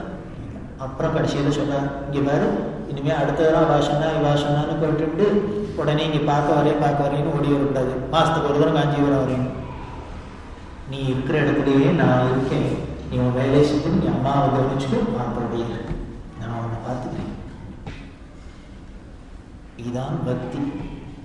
நாமாவச்சரத்துக்கு கோண கோவிந்தர். இது எதுக்கு இந்த கதையை சொன்னீங்க? பகவான் நாமாவச்சரத்துக்கு என்ன ராகம் வேணுமா, தாளம் வேணுமா, என்ன வேணும்? ஊர் உலகத்துக்கு தான் வேணா இதெல்லாம் வேணுமே வெளியே பகவானுக்கு இதெல்லாம் வேண்டாம். அவரை என்னத்தை பார்க்கணும்? பாவமுலோன்னு பாக்கியமுனு தாசர் வாழ்ஷர்கள் கேளனும் ஹரி தாளனும் தாள மேடையளித்து பிரேமை இல்லாத காலம். அங்க எல்லாம் பகவான் காதை கேட்க மாட்டான், பொறுத்துக்க மாட்டான். என்னென்ன அந்த பக்தி பாவம் இல்லாததுல அந்த தாளம் இருந்தாலும் மேளை இருந்தாலும் ஸ்ருதி இருந்தாலும் எது இருந்தாலும் அந்த பாவம்ங்கிறது ஒண்ணு பக்தி இல்லைன்னா அதுக்கப்புறம் எதையும் அது கேட்க மாட்டான். நமக்கு நேர் ஆப்போசிட். நமக்கு பக்தி இருக்க வேண்டாம், இதெல்லாம் இருந்தா போறோம். பகவானுக்கு என்னென்ன இதெல்லாம் இல்லைன்னாலும் பரவாயில்ல, பக்தி பாவம் இருக்கும். இதுதான் நமக்கும் அதுக்கும் உள்ள வித்தியாசம். அப்படி சொல்லணும், அந்த மனசார சொல்லணும். ஒரு தரம் அந்த பகவான் நாம சொல்றதையே நமக்கு அப்படியே அவனோட நெருங்கி இருக்கும். பரவாயில்ல, அவன் நம்மள்கிட்ட இருக்கான், நாம அவன்கிட்ட இருக்கும். நாம் அவனுக்கு பண்ற கைக்கிலும் நம்ம பண்றது இதுதான் அப்படிங்கிற பாவத்துல அந்த நாமாவை சொன்னாலே சமஸ்த பாபங்களும் வியபோகதி நசம்சய, சந்தேகமே இல்லை. அப்படிதான் அந்த நாம ருச்சியை நமக்கு மூதாதைகள்லாம் கொடுத்துருக்கா. என்னெல்லாம் சொன்னா பெரிய யாஜ்ஞாதிகள்லாமும் சொன்னா. அப்படி சொல்லி ஆரம்பிச்சு கொஞ்சமா அதை நமக்காக நம்மளோட சக்திக்கு ஏத்தாப்புல அதை கொண்டு வந்து இடக்கி கொண்டு வந்து இந்த நாம பிரபாவத்துல நமக்கு கொடுத்துருக்கா. இதுவும் சொல்றதுக்கு வாயில வரலையா? என்ன பண்றது? ஒண்ணும் பண்ண முடியாது.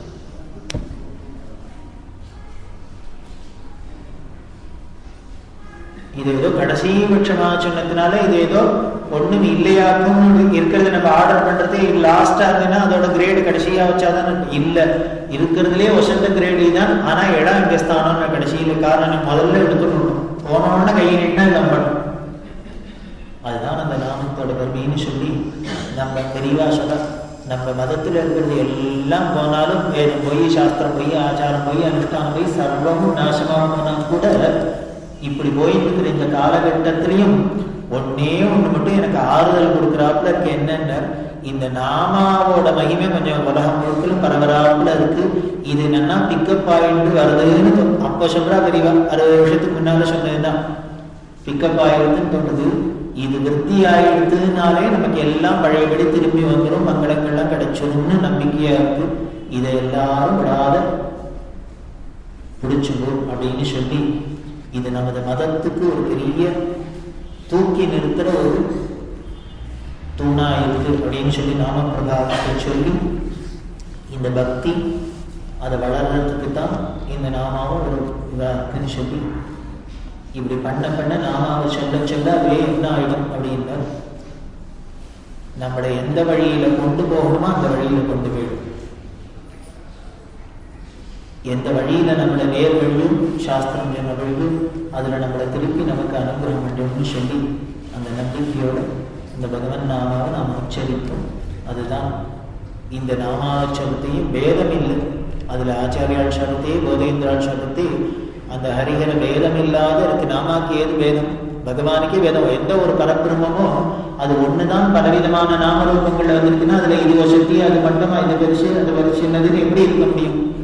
இருக்கக்கூடாது, இருக்கக்கூடாது அப்படின்னு சொல்லி பகவன் நாமாவை நாம் எல்லோரும் ஸ்மரிச்சு நாமாவை வாயார சொல்லி நாம ஆனந்தத்தை அடையணும் அப்படின்னு சொல்லி இந்த பக்திங்கிற டாபிக்கை முடிக்கிறோம். அதுக்கப்புறத்துலேருந்து தேவதாமூர்த்திகள், இஷ்ட தெய்வம், தேவதாமூர்த்திகள் இதெல்லாம் வரப்போகுது. அதை அடுத்த மாதம் சத் சங்கத்தில் நாம் ஸ்மரிக்கலாம். அந்த பகவன் நாமாவை சொல்லலாம். அதுவும் இன்னைக்கு பிரதோஷ காலம், நாளைக்கு சிவராத்திரி. இந்த சிவராத்திரியில் தாட்சாயணி சபா 2 எழுத்து தான். நீ நாமாவை ஜபம் பண்ணணும்னு சொல்றதுல பிரசங்க சாங்கேத்தியம்பா பாரிஹாஸ்யம்பா. நீ சங்கேதமா சொன்னாலும் பரிகாசமா என்ன பெரிய சிவன அப்படின்னு சொன்னா கூட போதும். இப்படி ஏழன மேல கிண்டலுக்கு சொல்ல ஆரம்பிச்சுட்டே சிவசிவான்னு ராமராமான்னு இப்படி வேணாலும் சொல்ல அப்படிங்கிற. அப்படி சொல்றதே நீ 2 நாமா சொல்லிக்க, இப்படி சொன்னா கூட போர் மேடா அப்படிங்கிற.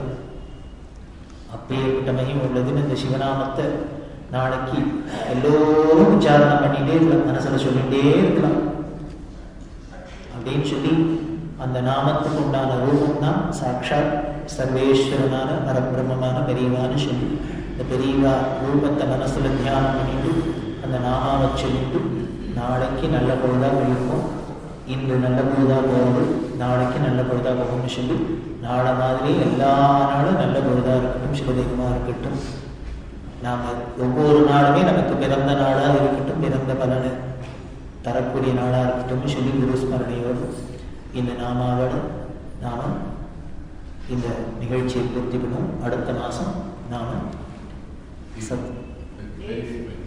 அடுத்த